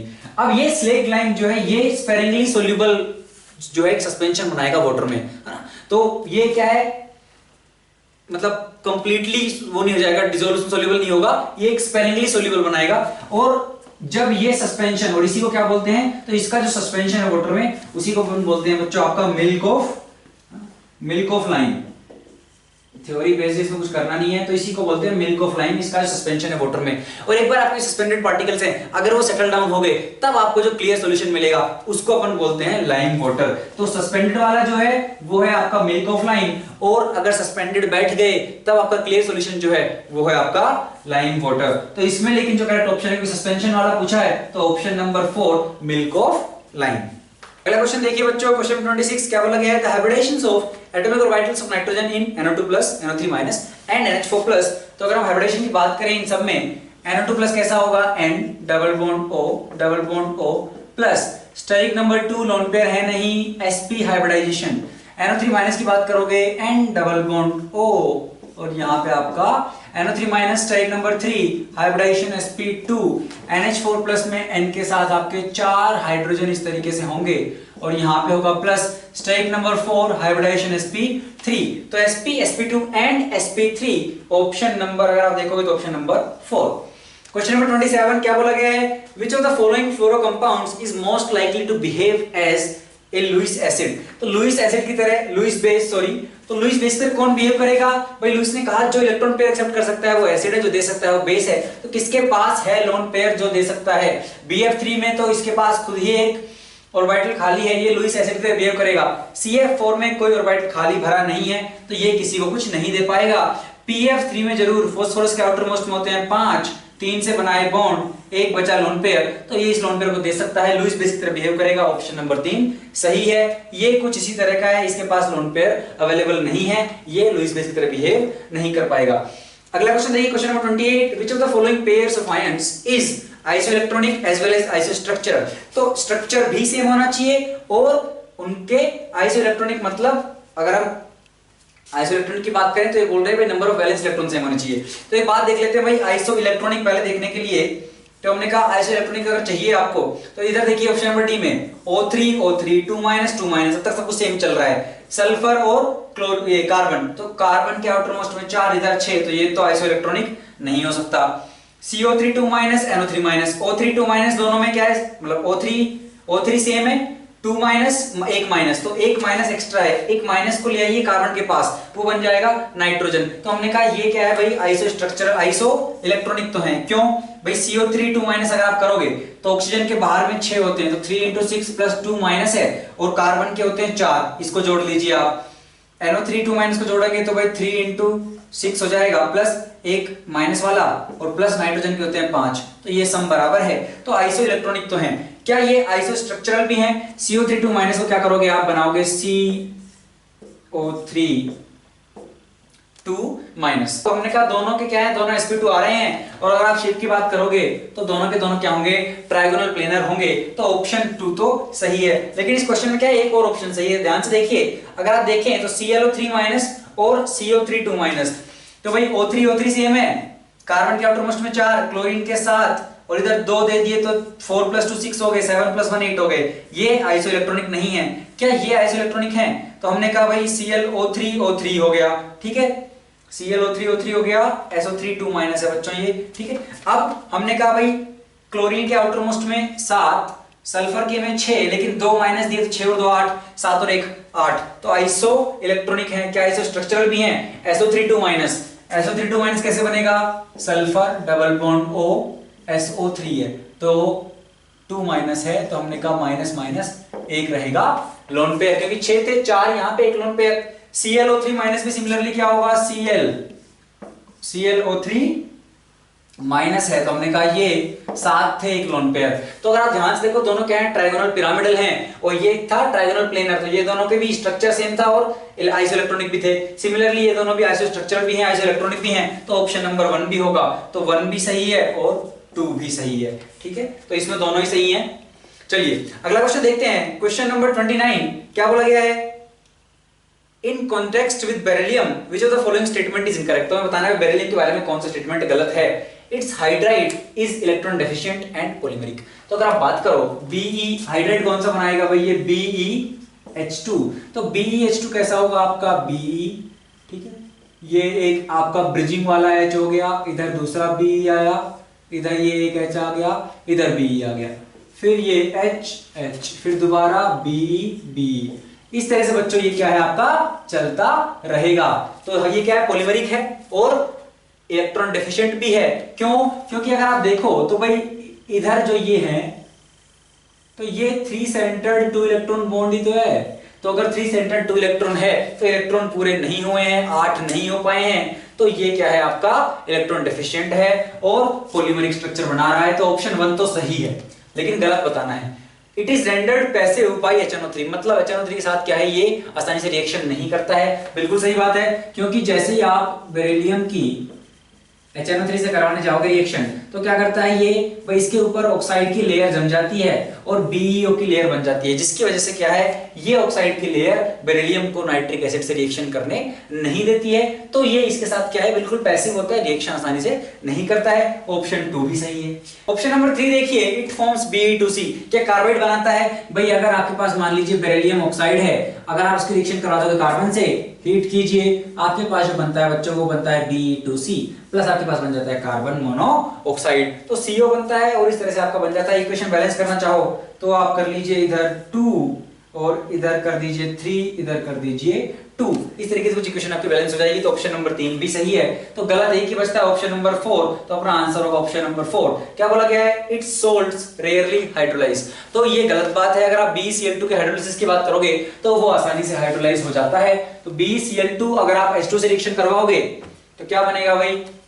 BeCl2 plus H2O से करवाओगे तो BeOH ट्वाइस प्लस 2HCl, कुछ इस तरीके से रिएक्शन होगी और आराम से हाइड्रोलाइज होगा। तो ऑप्शन नंबर 4 आपका गलत है, कोई दिक्कत नहीं है। अगला क्वेश्चन देखिए, क्वेश्चन नंबर 30 क्या बोल रहे हैं? Hot concentrated sulphuric acid is a moderately strong oxidising agent. तो भाई H2SO4 एक स्ट्रॉन्ग ऑक्सीडाइजिंग एजेंट है, सल्फर +6 में है, बिल्कुल क्या है खुद रिड्यूस होगा, दूसरा ऑक्सीडाइज कर सकता है। लेकिन पूछ रहा है कौन से रिएक्शन में ये ऑक्सीडाइजिंग बिहेवियर शो नहीं कर रहा है? तो जिसमें इसका ऑक्सीडेशन नंबर चेंज नहीं हो रहा होगा उसमें ये ऑक्सीडाइजिंग एजेंट की तरह बिहेव नहीं कर रहा होगा। पहले देखिए CaF2 + H2SO4, सल्फर है +6 में, इधर चला गया CaSO4, इधर भी +6 में है, तो हमने कहा इसमें नहीं कर रहा है ऑक्सीडाइजिंग एजेंट की तरह बिहेव, तो ऑप्शन नंबर ए ही सही है। ऑप्शन नंबर बी की बात करोगे आप, सल्फर इज +6 में है ना, यहाँ पे देखिए SO2 बना है +4 में चला गया है, तो यहाँ पे ये रिड्यूस हुआ है। कॉपर को इसने 0 से +2 में लेके गया है, कॉपर ऑक्सीडाइज हुआ है। यहाँ पे सल्फर 0 में था, इधर +6 में था और मिल मिला के +4 में चला गया है, तो ये भी रिडॉक्स है। ठीक है,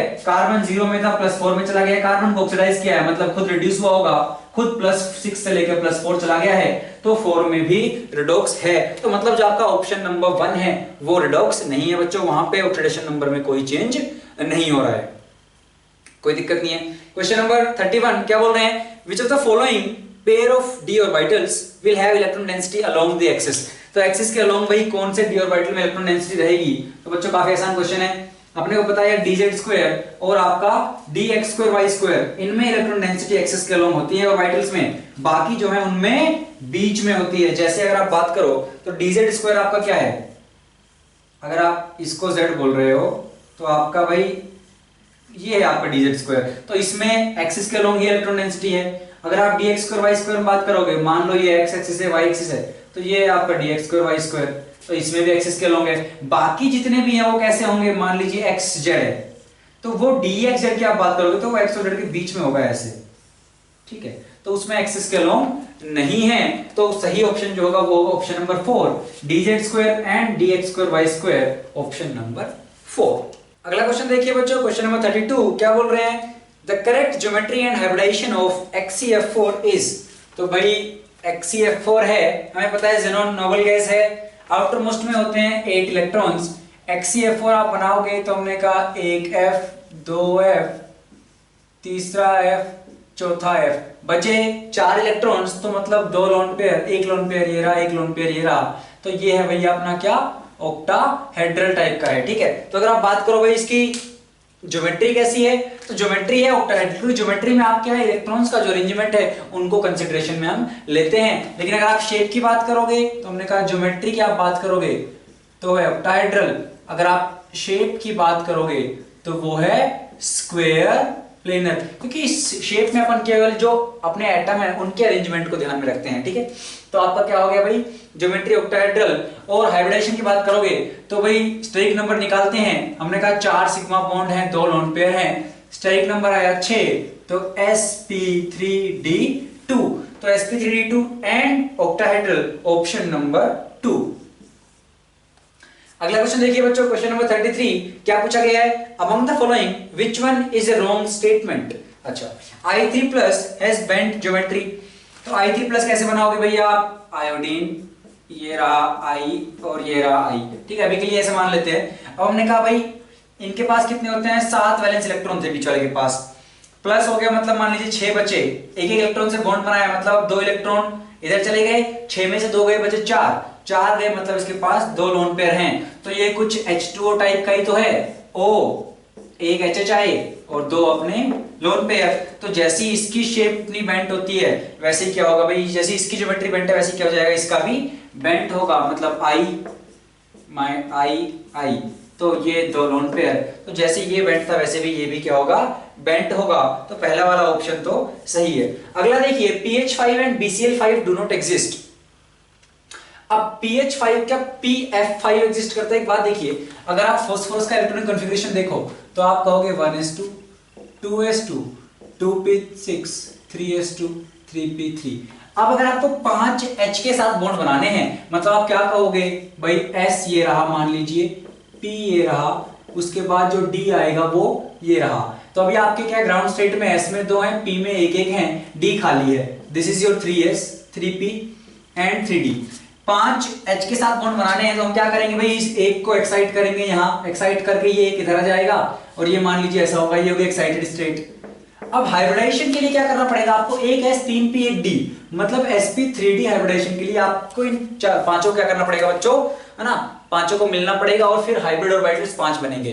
लेकिन हाइब्रिडाइजेशन के लिए आपके जो ऑर्बिटल्स मिल रहे हैं उनकी एनर्जी क्या होनी चाहिए, ऑलमोस्ट सेम होनी चाहिए, सिमिलर एनर्जीज के ऑर्बिटल्स होने चाहिए। लेकिन D की एनर्जी इस S और P कंपैरिजन में क्या होगी बच्चों, ज्यादा होगी। और लेकिन अगर आप चाहते हो कि उस D की एनर्जी कम हो, वो D पास आए न्यूक्लियस के लिए, तो उसके लिए आप क्या करना पड़ेगा, उसके लिए आपको फास्फोरस पे आपको सफिशिएंट प्लस चार्ज जनरेट करना पड़ेगा।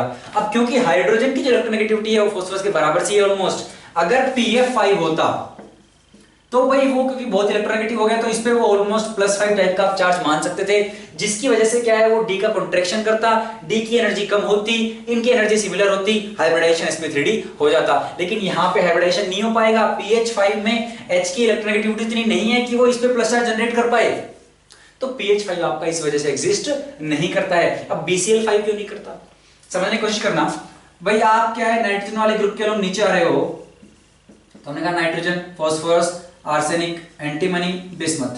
तो जैसे जैसे हम ऊपर से नीचे आते हैं अपने को पता है भाई आपकी जो अब नाइट्रोजन है मतलब +3 और +5 ऑक्सीडेशन स्टेट की बात करेंगे हम इसमें। तो जैसे जैसे आप नीचे जाओगे वैसे वैसे क्या है आपकी +3 की स्टेबिलिटी बढ़ने लगेगी, +5 की स्टेबिलिटी घटने लगेगी। क्यों, क्योंकि आपका इनर्ट पेयर इफेक्ट यहाँ पे लग जाएगा। तो due to inert pair effect क्या है आपका, बिस्मथ की +3 इज मोर स्टेबल देन +5, जिसकी वजह से आपका BiCl3 एग्जिस्ट करेगा but your BiCl5 will not exist. तो ऑप्शन नंबर 2 भी आपका क्या सही है। क्यों, क्योंकि ये हो गया इनर्ट पेयर की वजह से, और ये हमने देखा क्योंकि D की एनर्जी उतनी कम नहीं हो पाएगी कि वो हाइब्रिड मतलब हाइब्रिडाइजेशन पार्ट ले सके। तो ये दोनों ही सही है, तो ऑप्शन 2 भी सही है, हमें इनकरेक्ट बताना है। Option number 3, p5 d5 bonds are present in SO2। देख लेते हैं भाई क्या SO2 में p5 d5 बॉन्ड्स प्रेजेंट हैं। अब इसके लिए हमें क्या करना पड़ेगा, सल्फर का आप पहले इलेक्ट्रॉनिक कॉन्फ़िगरेशन लिखिए। तो हमने कहा sulphur 1s2 2s2 2p6 3s2 3p4। अब SO2 अगर आप बनाओगे तो आप करोगे सल्फर डबल बॉन्ड O एक लोन पेयर, क्योंकि भाई 6 इलेक्ट्रॉन थे, 2 से बॉन्ड बनाए, 4 एक लोन पेयर बच गया, तो आ रहा है sp2। अब अगर sp2 आ रहा है तो आप सीधा देख सकते हो यार sp2 मतलब एक p बचा है, तो एक जो पाई होगा वो p पाई होगा, क्योंकि ऑक्सीजन के पास D नहीं है, तो ऑक्सीजन तो अपना p से ही बना रहा होगा पाई बॉन्ड। तो हमने कहा सल्फर का एक p बचा है, sp2 बनाया है, तो एक p पाई है, एक p पाई D पाई है। तो अगर हम बोले p पाई D पाई प्रेजेंट है तो हाँ p पाई D पाई भी प्रेजेंट है। तो आप वरना और कैसे भी कह सकते हो, ऐसे भी सोच सकते हो। देखना अगर हम बनाए वैलेंस शेल तो हमने कहा 3s 3p और इधर 1 2 3 4 5 3d। तो मैंने कहा एस पी, ठीक है। अब क्योंकि sp2 है, एक बात समझना, sp2 है, ठीक है, तो हमने क्या कहा भाई, आपका बेसिकली एक्साइटेड स्टेट में आपका एक p से जाएगा d में, और आपकी ये s और ये p ये मिलके sp2 बनाएंगे। आपका लोन पेयर जो है वो एक हाइब्रिड ऑर्बिटल में है, और दो ये sp2 से बॉन्ड बना लिए ऑक्सीजन ने। बाकी जो दो अब बचे आपके पाई, वो एक पाई है यहां से इस p से, एक पाई है इस d से, तो एक बना p पाई, एक बना d पाई p पाई, ठीक है। तो d pi p pi bonds are also present in SO2, ठीक है। इसी से आप समझना कि भाई SO3 का कैसा रहता होगा, SO3 में कितने p पाई और कितने p पाई d पाई हैं, ठीक है। ये आप कर सकते हो एज ए होमवर्क क्वेश्चन। चलिए क्वेश्चन नंबर 4 देखिए, ऑप्शन नंबर 4, तो अब तक हमारे तीनों सही हैं। Option number 4, SeF4 and CH4 have same shape. तो अगर आप भाई CH4 की बात करोगे तो CH4 तो अपने को पता है कैसा होता है। तो अगर हम बात करेंगे किसकी, CH4 की, तो हमने कहा CH4 तो भाई ये रहा sp3 है, टेट्राहेड्रल है, ठीक है, sp ये होगा टेट्राहेड्रल। और अगर आप बात करोगे SeF4 की, तो Se भाई आपका किस ग्रुप में आ रहा है, ऑक्सीजन वाले में, ठीक है, ऑक्सीजन सल्फर सेलेनियम। तो हमने कहा इसके 6 वैलेंस इलेक्ट्रॉन, और अगर 6 हैं तो 4 तो फ्लोरीन ने बॉन्ड बनाए, एक लोन पेयर बच गया, और जो लोन पेयर बच गया वो यहां आएगा। तो ये तो सीसो है, ये सीसो है, ये टेट्राहेड्रल है। तो हमने कहा इनकी सेम शेप तो बिल्कुल भी नहीं है, तो ऑप्शन नंबर 4 आपका गलत है, हमें इनकरेक्ट बताना था। सो correct option for this particular question would be option number 4, ठीक है। अगला क्वेश्चन देखते हैं बच्चों, क्वेश्चन नंबर 34। क्या बोल रहे हैं, the correct increasing order of trans effect of the following species. अब पहले भाई ये देखते हैं ट्रांस इफेक्ट क्या है। ट्रांस इफेक्ट क्या है भाई, कि जैसे मान लीजिए, इसे एक एग्जांपल के थ्रू समझते हैं। आपके पास मान लीजिए एक कॉम्प्लेक्स है Pt NH3 2+, तो कैसा होगा भाई, हमने कहा स्क्वायर प्लेनर होगा, इधर NH3, इधर NH3, इधर NH3, इधर NH3, और इसको थोड़ा ऊपर बनाते हैं। जब आप क्या करवाओगे, मान लीजिए इसमें आप Cl से सब्स्टिट्यूट करवा रहे हो, तो आपका क्या है, क्लोराइड आ रहा है, सब्स्टिट्यूशन करेगा, तो अभी तो पूरा सिमिलर है, तो फिलहाल क्या बनेगा, तो हमने कहा बन जाएगा कुछ ऐसा, किसी एक लिगेंड को कर देगा सब्स्टिट्यूट, बाकी हो जाएगा NH3Cl। अब अगर आप दोबारा Cl- से सब्स्टिट्यूट कराओगे, तो अब आप सोच सकते हो दो कॉम्बिनेशन बन सकते हैं, कि एक तो ये NH3 अगर चला गया तो Cl आ जाएंगे आपके सिस पोजीशन पे, और अगर ये NH3 चला गया तो Cl आएंगे ट्रांस पे। लेकिन ताजुब की बात देखिए, जो देखा गया, जो केवल प्रोडक्ट मिला यहाँ पे वो मिला ट्रांस वाला, यहाँ पे सिस वाला प्रोडक्ट मिला ही नहीं। तो जो मिला वो था Cl, और NH3 जो रिप्लेस हुआ वो Cl के अपोजिट साइड वाला हुआ। तो Cl के जो ट्रांस में था केवल वही NH3 गया। इसी को बोलते हैं ट्रांस इफेक्ट, कि भाई कुछ लिगेंड्स का जो ट्रांस इफेक्ट है वो कुछ ज्यादा है दूसरों के कंपैरिजन में। मतलब जैसे यहाँ पे इस Cl का जो ट्रांस इफेक्ट था वो किससे ज्यादा है, NH3 से ज्यादा है, तभी तो इस Cl के ट्रांस में जो था उसके सब्स्टिट्यूशन का रेट ज्यादा है। तो जब Cl- आया, उसने पाया ये बॉन्ड थोड़ा लंबा है, ये बॉन्ड वीक है, उसने तुरंत वहां पे अटैक किया, NH3 निकल गया और Cl- वहां पे आ गया। अब आपको ये पता होना चाहिए भैया कौन किससे ज्यादा, किसकी क्या है, मतलब अगर हम बात करें ट्रांस इफेक्ट की स्ट्रेंथ की, तो किस लिगेंड की ट्रांस स्ट्रेंथ जो है ज्यादा होगी किसकी कंपैरिजन में। तो आपके जो पाई एक्सेप्टर या पाई एसिड लिगेंड्स जो होते हैं, ठीक है, जैसे हम बात करते हैं कार्बन मोनोऑक्साइड की, जो भाई क्या करता है आपका, अगर जो आपका मेटल है उसको सिग्मा के थ्रू इलेक्ट्रॉन डेंसिटी देके बॉन्ड बनाएगा, और मेटल के फील्ड से अपने पाई एंटी बॉन्डिंग में लेगा इलेक्ट्रॉन्स, और वहां पे सिनर्जिक बॉन्डिंग होती है। तो जो आपके पाई एसिड या पाई एक्सेप्टर हैं उनका ट्रांस इफेक्ट ज्यादा है एज कंपेयर टू बाकी वाले। उसके बाद भी अगर ये नहीं रहे कोई पाई एक्सेप्टर वाले, तो आपको पता होना चाहिए भाई जिनकी पोलराइजेबिलिटी ज्यादा है उनका ट्रांस इफेक्ट ज्यादा है। मतलब अगर मैं बोल रहा हूं Br-, I- और F-, Cl-, तो मुझे पता है जिसका साइज जितना ज्यादा उसकी पोलराइजेबिलिटी उतना ज्यादा। तो I- की पोलराइजेबिलिटी ज्यादा है Br- से, उसकी ज्यादा है Cl- से, उसकी ज्यादा है F- से। तो यही ऑर्डर है आपका किसका, इनकी ट्रांस स्ट्रेंथ की, ट्रांस की जो ट्रांस इफेक्ट है उसकी स्ट्रेंथ का। तो पहले आएंगे पाई एसिड वाले, फिर इस तरीके से क्या है आप थोड़ा आइडिया लगा सकते हो। वैसे आपको थोड़ा बहुत क्या है 5-10 तो याद होने चाहिए, ठीक है। अब इनको अगर अरेंज करना है तो ट्रांस का वही हमें अरेंज करना है कि भाई किसकी स्ट्रेंथ ज्यादा है। ट्रांस इफेक्ट उम्मीद आप समझ गए होंगे। तो यहाँ पे साइनाइड जो है Cn- उसकी ज्यादा है आपका, देखिए ये दोनों पाई वाले हैं तो उसकी ज्यादा है C6H5 से, और फिर आपकी ज्यादा है बच्चों Br- की, और फिर आएगा आपका लास्ट में अमोनिया, ठीक है। तो अगर आप देखो तो ये option Cn minus C6H5 minus Br minus ammonia option number 3 में आपको देखने को बच्चों मिलेगा। ठीक है, चलिए अगला क्वेश्चन देखते हैं। क्वेश्चन नंबर 35 क्या बोल रहे हैं, the incorrect statement about lanthanoids. तो लैंथेनॉइड्स के बारे में कौन सा स्टेटमेंट इनकरेक्ट है। तो पहला देखिए C+4, सीरियम की +4 जो है, तो +4 में सीरियम ऑक्सीडाइजिंग एजेंट की तरह बिहेव करता है क्या। तो हमने कहा यार लैंथेनॉइड जितने भी हैं वो आपकी +3 उनकी मोस्ट स्टेबल ऑक्सीडेशन स्टेट है। और सीरियम का अगर आप देखो तो सीरियम का जो एटॉमिक नंबर है 58 है। ठीक है, 58 है तो ज़ेनॉन का होता है 54, तो इसका इलेक्ट्रॉनिक कॉन्फ़िगरेशन जो हो जाएगा वो आपका हो जाएगा ज़ेनॉन। ठीक है, फिर आपका 4f1 5d1 और 6s2। अब अगर आपकी +4 में है तो मतलब चारों के चारों चले जाएंगे, तो हमने कहा +4 शो करता है लेकिन मोस्ट स्टेबल +3 है, तो क्या रहेगा ये +3 के बाद अगर आप +3 करोगे तो आपका रहेगा ज़ेनॉन 4f1 5d1 6s1। और हमने कहा हाँ बिल्कुल इसमें भी क्या होगा, अगर आप देखो तो +3 स्टेबल है तो +4 से +3 में जाएगा, खुद रिड्यूस होगा, दूसरा ऑक्सीडाइज करेगा, तो बिल्कुल cerium +4 can be used as an oxidising agent in volumetric analysis. Option 1 is correct. Option 2 europium shows +2। Europium की अगर आप बात करोगे तो यूरोपियम का जो कॉन्फ़िगरेशन होता है वो होता है आपका ज़ेनॉन, फिर आपका आता है 4f7 और 6s2। आपका ये है ग्राउंड स्टेट में। अब +2 शो कर ही सकता है क्योंकि फुल्ली फिल्ड मिल रहा है, तो यूरोपियम क्या है +2 शो करता है, बिल्कुल सही बात है। ठीक है, तो ये आप कुछ बातें जो आपको इलेक्ट्रॉनिक कॉन्फ़िगरेशन से आइडिया लगेगा कि यार +3 तो सारे शो करते हैं, लेकिन कुछ है जो +2 +4 में भी देखे गए हैं। जैसे आपका सीरियम +4 में भी स्टेबल है और जैसे आपका यूरोपियम है वो +2 भी आपको दिखाता है। ठीक है, अब बात करते हैं ऑप्शन नंबर 3 की, बेसिसिटी, लेकिन हमें निकालना है इनकरेक्ट। अब तक के दोनों करेक्ट हैं। Option number 3, the basicity decreases as ionic character decreases from Pr to lutetium। अब बेसिकली क्या कर रहे हैं कि भाई आपका लैंथेनम के बाद क्या है सीरियम और फिर इधर से लास्ट होता है ल्यूटेटियम, तो ये आपकी लैंथेनॉइड सीरीज है और आपका बेचारा Pr वाला बीच में कहीं आता है। तो हमें बताना है कि इधर से इधर अगर आप जाओगे तो क्या है, क्योंकि आयनिक कैरेक्टर डिक्रीज होता है उसी की वजह से बेसिसिटी भी डिक्रीज होगी। एक बात देखना कि भाई आयनिक कैरेक्टर मतलब बात कर रहे हैं सीरियम +3 इस टाइप से है ना, Pr +3 ल्यूटेटियम +3। तो जैसे आप यहां से यहां जा रहे हो, अपने को पता है लैंथेनॉइड कॉन्ट्रैक्शन होता है, तो लैंथेनॉइड कॉन्ट्रैक्शन की वजह से क्या होगा भाई, इनकी जो रेडियस है वो छोटी होगी, तो इन आयंस का साइज क्या करेगा, कंटीन्यूअसली डिक्रीज करेगा, क्योंकि आपके लैंथेनॉइड में जो भाई f में इलेक्ट्रॉन्स भरे जा रहे हैं उन f के इलेक्ट्रॉन्स की शील्डिंग पुअर है। शील्डिंग पुअर है वो अच्छी क्या नहीं कर पाएंगे, तो न्यूक्लियस की पकड़ बाहर वालों पे क्या है बच्चों बढ़ती जाएगी, तो न्यूक्लियर चार्ज आपका बेसिकली अब C भाई आपके नंबर ऑफ जो प्रोटॉन्स है वो बढ़ते जा रहे हैं, इलेक्ट्रॉन्स भी बढ़ रहे हैं, लेकिन क्योंकि इलेक्ट्रॉन्स की शील्डिंग इतनी अच्छी नहीं है तो प्रोटॉन्स की इलेक्ट्रॉन्स पे पकड़ ज्यादा बढ़ेगी, तो उसकी वजह से आपका जो साइज है आयोनिक साइज वो क्या करेगा बच्चों, आयोनिक रेडियाई डिक्रीज करेगी।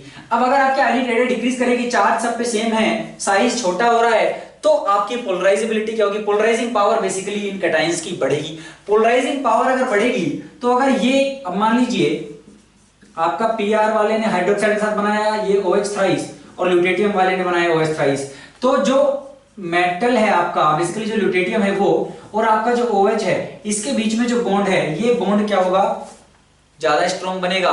क्यों, क्योंकि इसमें कोवेलेंट कैरेक्टर आपका स्ट्रॉन्ग, मतलब इसमें कोवेलेंट कैरेक्टर बढ़ते जाएंगे, स्ट्रॉन्ग वीक की बात नहीं करते हैं। तो हम कह रहे हैं अगर इस पे प्लस चार्ज तो भाई +3 है, लेकिन क्योंकि साइज बढ़ आपका छोटा हो गया, साइज छोटा हो गया तो इसकी पोलराइजिंग पावर बढ़ गई, पोलराइजिंग पावर बढ़ गई तो M और OH के बीच में अब क्या हो जाएगा, जो कोवेलेंट कैरेक्टर है वो बढ़ जाएगा, तो OH माइनस देने की टेंडेंसी क्या हो जाएगी, कम हो जाएगी।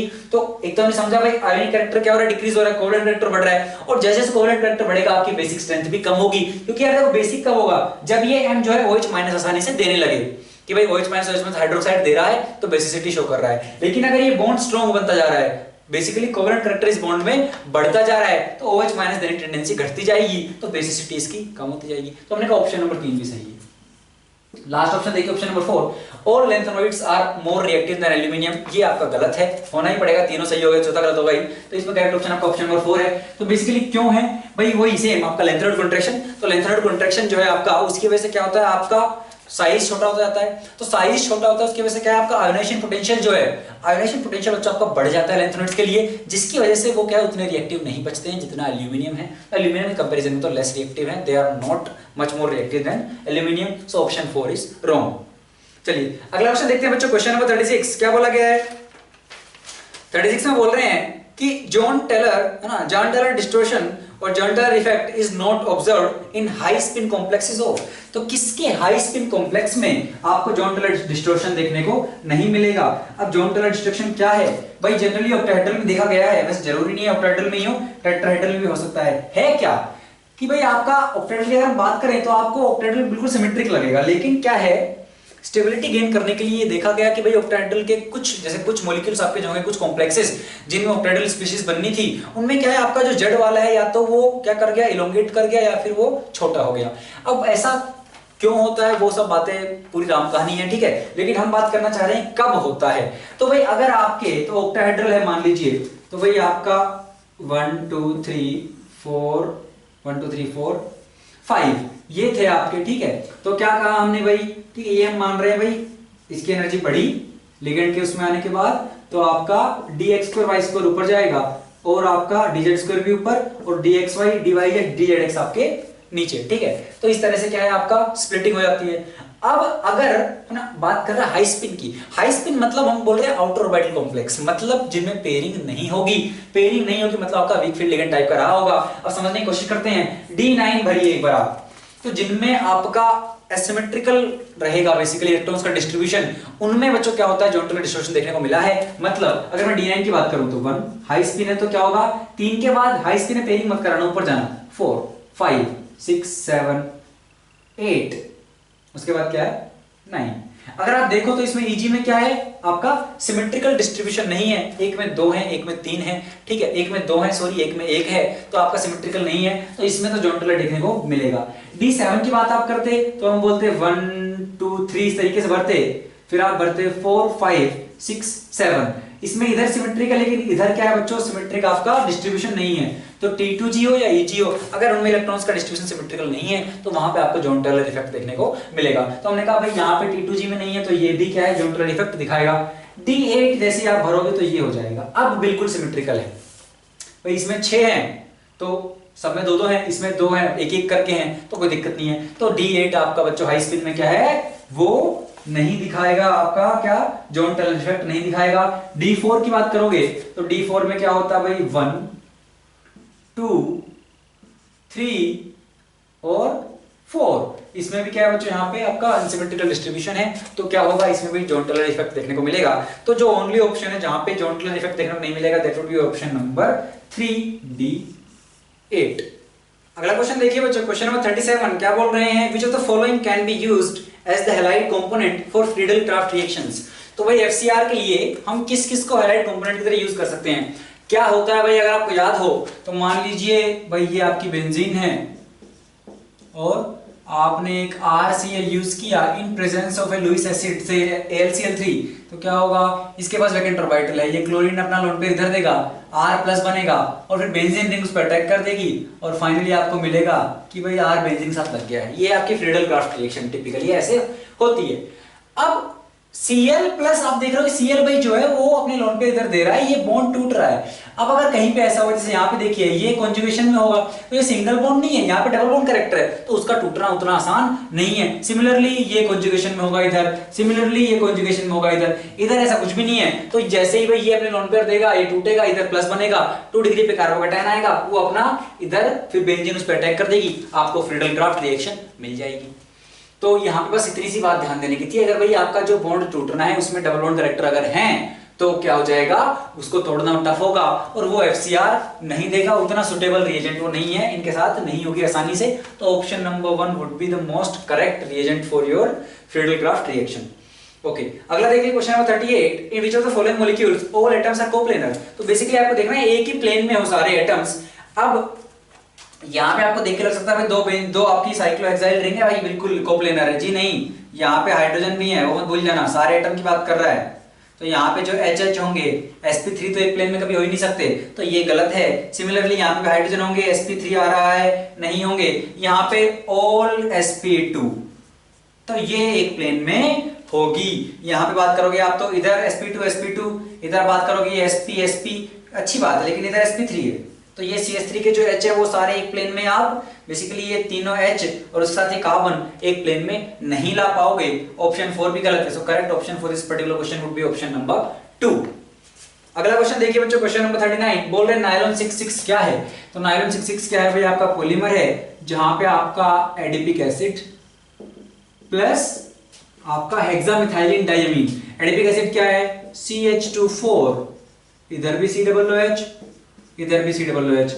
हेक्सामिथाइलिन डायमीन क्या होगा, हेक्सामिथाइलिन CH2 6 डायमीन NH2।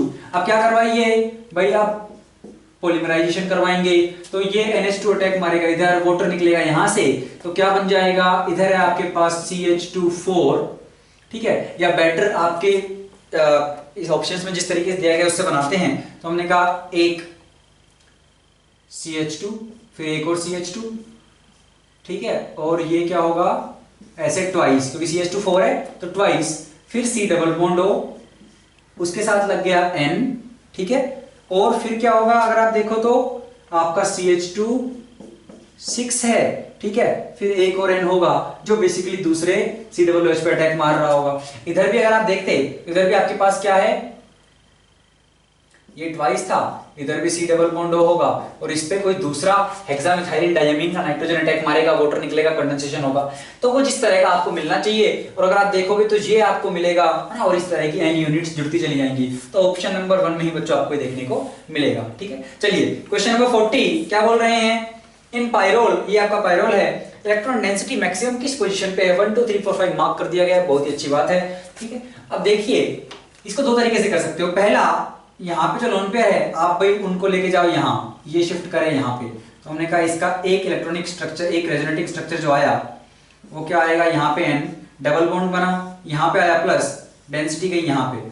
फिर मैं एक और काम कर सकता हूँ भाई, अब ये शिफ्ट कर रहा हूँ इधर, ये जाएगा इस वाले कार्बन पे, तो मैंने कहा N डबल बॉन्ड आएगा यहाँ पे इसके साथ डबल बॉन्ड आएगा यहाँ पे माइनस, इसके साथ आएगा प्लस, ठीक है।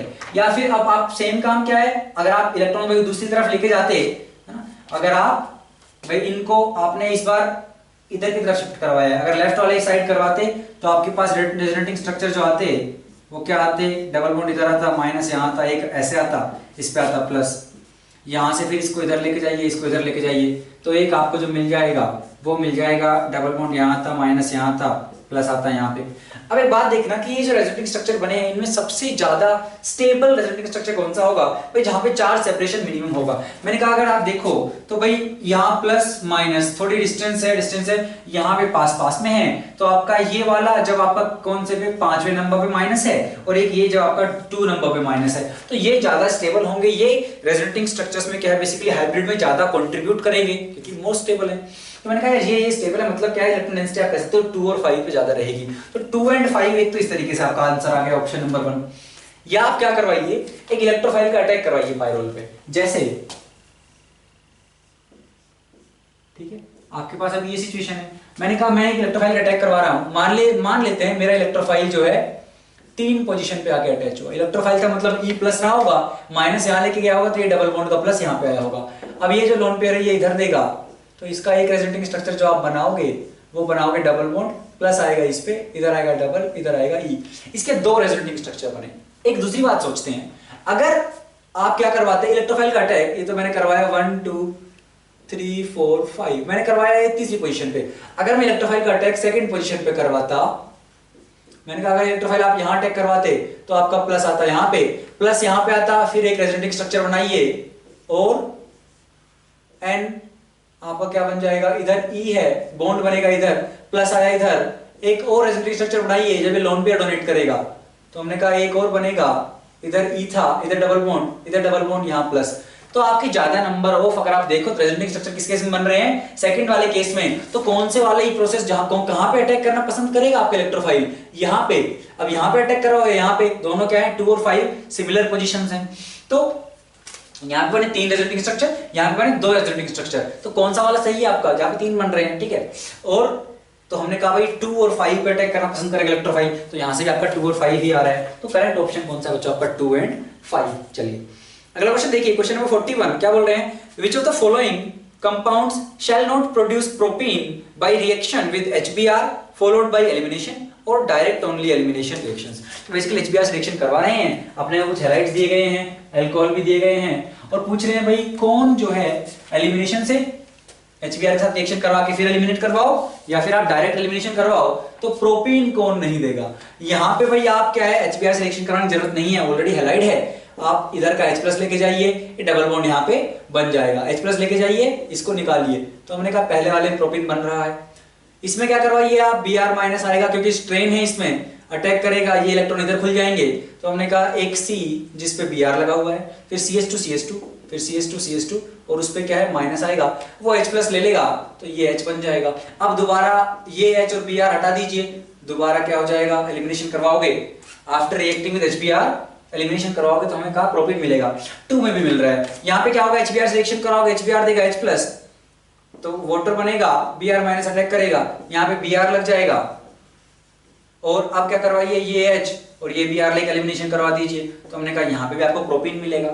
एक बचता है तो यही होगा ऑप्शन। अब यहाँ पे क्या होगा भाई, यहाँ पे इलेक्ट्रॉन है तो H+ आएगा, यहाँ लगेगा, यहाँ प्लस आएगा, ये इलेक्ट्रॉन इधर शिफ्ट होंगे, तो आपका क्या बनेगा, C डबल बॉन्ड C और यहाँ पे OH, यहाँ पे प्लस था तो Br यहाँ पे अटैक कर देगा, E0 को टोटोमराइज करवा दीजिए, तो हमने कहा C double bond C OBr, कुछ इस टाइप का बन जाएगा, लेकिन प्रोपीन नहीं बना है, काम की बात ये है। तो ऑप्शन नंबर 4 आपका यहाँ पे क्या होगा बच्चों, करेक्ट आंसर होगा। अगला क्वेश्चन देखिए, क्वेश्चन नंबर 42, क्या दिया गया है, which of the following nitro compounds does not react with nitrous acid. अगर आप ध्यान से देखो तो ये क्या है, आपका विक्टर मेयर टेस्ट जो होता है, जो हम प्राइमरी सेकेंडरी टर्शियरी अल्कोहल्स को डिफरेंशिएट करने के काम में लेते हैं, उसी का एक छोटा सा पोर्शन पूछा गया है। क्योंकि विक्टर मेयर टेस्ट अगर आप ध्यान से देखो तो क्या करवाते हैं हम, आपके पास अल्कोहल होता है, अल्कोहल की रिएक्शन आप करवाते हो फास्फोरस प्लस I2 से, आपका OH जाके I लग जाता है, हम AgNO2 से कराते हैं, NO2 लग जाता है, फिर नाइट्रस एसिड से कराते हैं। जनरल रिएक्शन क्या होती है, C मान लीजिए OH है, पहले आपने P प्लस I2 से रिएक्शन करवाई, क्या मिलता है, C इधर मिला I, फिर आप क्या करवाते हो, AgNO2 से रिएक्ट करवाते हो, तो आपको मिला यहाँ से नाइट्रो कंपाउंड, फिर क्या करवाते हो आप, फिर आप नाइट्रस एसिड से रिएक्शन करवाते हो। अब नाइट्रस एसिड क्या करता है, यहाँ पे जो H है उसकी जगह पे क्या होगा आपका, यहाँ पे ये नाइट्रस एसिड देगा NO+ लग गया यहाँ पे एक और हाइड्रोजन है, टोटोमराइज करवा दीजिए, टोटोमराइज कराओगे तो क्या बनेगा आपका, यहाँ पे C double bond NOH NO2। मैंने कहा 1 डिग्री अगर है नाइट्रो तो वो तो दे रहा है, अगर आपको याद भी हो तो 1 2 3 देता है RBC, बेसिकली ये करवाया। इसके बाद हम इसे अल्कली में डिसॉल्व करते हैं, तो जो 1 डिग्री है वो देता है रेड कलर, 2 डिग्री देता है ब्लू और 3 डिग्री क्या है, कलरलेस, वो बेसिकली कोई कलर नहीं देता है, क्योंकि 3 डिग्री आपका यहीं पे क्या है, यहां से यहां 3 डिग्री के लिए ये रिएक्शन नहीं होगी, क्योंकि आपको चाहिए अल्फा हाइड्रोजन। अगर आपका नाइट्रोजन कार्बन से जुड़ा हुआ है, वहां पे हाइड्रोजन नहीं है, तो नाइट्रस एसिड रिएक्शन नहीं करेगा। भाई 1 डिग्री में ऐसे किया, टोटोमराइज करवा के NOH बन गया, 2 डिग्री में भी क्या होगा, H तो नहीं रहेगा लेकिन NO पे रुक जाएगा, लेकिन रिएक्ट तो करेगा नाइट्रस एसिड। 3 डिग्री अगर रहा, वहां पे हाइड्रोजन नहीं है, वो रिएक्ट नहीं कर सकता, तो इतनी सी बात थी। तो हमने कहा यहाँ पे अल्फा हाइड्रोजन है, रिएक्ट कर जाएगा, यहाँ पे तो 2 अल्फा है, रिएक्ट कर जाएगा, यहाँ पे भी 2 अल्फा है, रिएक्ट कर जाएगा, यहाँ पे कुछ नहीं है, तो ऑप्शन नंबर 4 रिएक्ट नहीं कर पाएगा नाइट्रस एसिड के साथ, और यही आपका सही आंसर होगा, ऑप्शन नंबर 4। अगला क्वेश्चन देखिए बच्चों, क्वेश्चन नंबर 43, क्या पूछा गया है, the central dogma of molecular genetics states that the genetic information flows from। अब ये बायोमोलिक्यूल्स का क्वेश्चन है, बायो वाले आपने आराम से कर लिया होगा, ठीक है। देखिए यार, तो आपकी जो जेनेटिक इन्फॉर्मेशन फ्लो होती है वो बेसिकली क्या है, वो ऑर्डर यूनिडायरेक्शनल है। तो आपके बेसिकली पहले डीएनए से आरएनए, आरएनए से फिर आपका जाता है बेसिकली प्रोटीन, ठीक है। तो डीएनए से आरएनए जो ये हाफ है, इसको अपन बोलते हैं डीएनए से आरएनए, जो इसको ट्रांसक्रिप्शन बोलते हैं, और आरएनए से जो आपका कहां गया, अमीनो एसिड्स में, प्रोटीन आप बोल लीजिए, वो है आपका ट्रांसलेशन। तो हम कह रहे हैं भाई पहले आपकी डीएनए से, डीएनए में जो जेनेटिक इंफॉर्मेशन स्टोर्ड है, डीएनए रेप्लिकेट करेगा और डीएनए से जाएगी वो आरएनए में, ठीक है, इसको बोलते हैं ट्रांसक्रिप्शन। और फिर आपकी आरएनए से बेसिकली अमीनो एसिड्स में जो बेसिकली प्रोटीन बनाएंगे, तो ये वाली आपकी है ट्रांसलेशन। तो आपकी यूनिडायरेक्शन है, इसी ऑर्डर में आपकी बेसिकली इंफॉर्मेशन फ्लो होगी। तो सही करेक्ट ऑर्डर जो है वो DNA RNA and then proteins, तो DNA RNA protein, option number 4। अगला क्वेश्चन देखिए, क्वेश्चन नंबर 44, क्या बोला गया है, the correct corresponding order of names of 4 aldose with configuration given below. तो हमें बेसिकली इन चारों में बताना है कि भाई डी हैं या एल हैं, और बताना है थ्रियोज है या इराइथ्रोज है। तो देखिए अगर आपका भाई OH जो है, आपकी फिशर पोजीशन पहले तो करेक्ट होनी चाहिए, मतलब जो आपका ऑर्डर है भाई, जो ज्यादा प्रायोरिटी वाला है, जो आपकी नेमिंग होगी बेसिकली वो ऐसी चलेगी 1 2 3 4। तो हमने कहा भाई करेक्ट पोजीशन में है फिशर, तो अगर आपका जो लोवेस्ट कायरल सेंटर है ये रहा, उस पे अब आपका OH राइट हैंड साइड में है तो D है, लेफ्ट में है तो L है, तो यहाँ पे राइट में है D, this would be D, this would be L, this would be L। अब आपके दोनों OH क्या है सेम साइड में हुए तो ये हो जाएगा इराइथ्रोज, और अपोजिट साइड में है तो थ्रियोज। तो हमने कहा ये है D इराइथ्रोज, D थ्रियोज, L इराइथ्रोज और फिर ये थ्रियोज। ठीक है, तो हमने कहा भाई ऑप्शन नंबर 1। ठीक है बच्चों, काफी आसान था। चलिए लास्ट क्वेश्चन की तरफ चलते हैं अपने इस डिस्कशन में। क्वेश्चन नंबर 45 क्या बोल रहे हैं, द गिवन रिएक्शन, एक बेंजीन है एक साइक्लोप्रोपीन है, HF के साथ लो टेम्परेचर पर रिएक्ट करवा रहे हैं, पूछ रहे हैं क्या बनेगा। तो भाई HF है, H+ देगा, H+ जाएगा इसके अक्रॉस, इसको प्लस माइनस कर लीजिए, माइनस वाले के साथ H+ लग गया तो बेसिकली कार्बोकैटायन बना। कार्बोकैटायन बना यहाँ पे तो क्या होगा भाई, अब आपका सिंपल सा क्या हो जाएगा, Friedel craft reaction, Friedel craft alkylation हो जाएगा, ये इलेक्ट्रॉन इधर शिफ्ट होंगे तो आपका क्या बनेगा कुछ इस तरीके से, ये शिफ्ट किए तो मान लीजिए यहां से आपका इस तरह से लग गया है, यहाँ पे प्लस आएगा, यहाँ पे प्लस आएगा तो ये जो H+ है वो निकल जाएगा, तो यहाँ पे माइनस आएगा, माइनस प्लस दोबारा बॉन्ड बन जाएगा। तो सिंपल सी बात है, एक साइक्लो आपके पास बेंजीन थी, बेंजीन से लग गया है आपका साइक्लोहेक्सेन। ठीक है, तो कुछ साइक्लोहेक्साइल बेंजीन इस टाइप का कुछ बनना चाहिए, और ये आप पाएंगे बच्चों ऑप्शन नंबर 4 में बना है। सिंपल फ्रीडल क्राफ्ट थी, कुछ भी नहीं था। ठीक है, तो यहाँ पे बच्चों अपना इस नीट 2016 फेज 2 का केमिस्ट्री पार्ट का डिस्कशन समाप्त होता है। आई होप आप लोगों को मजा आया होगा, आपके डाउट्स दूर हुए होंगे।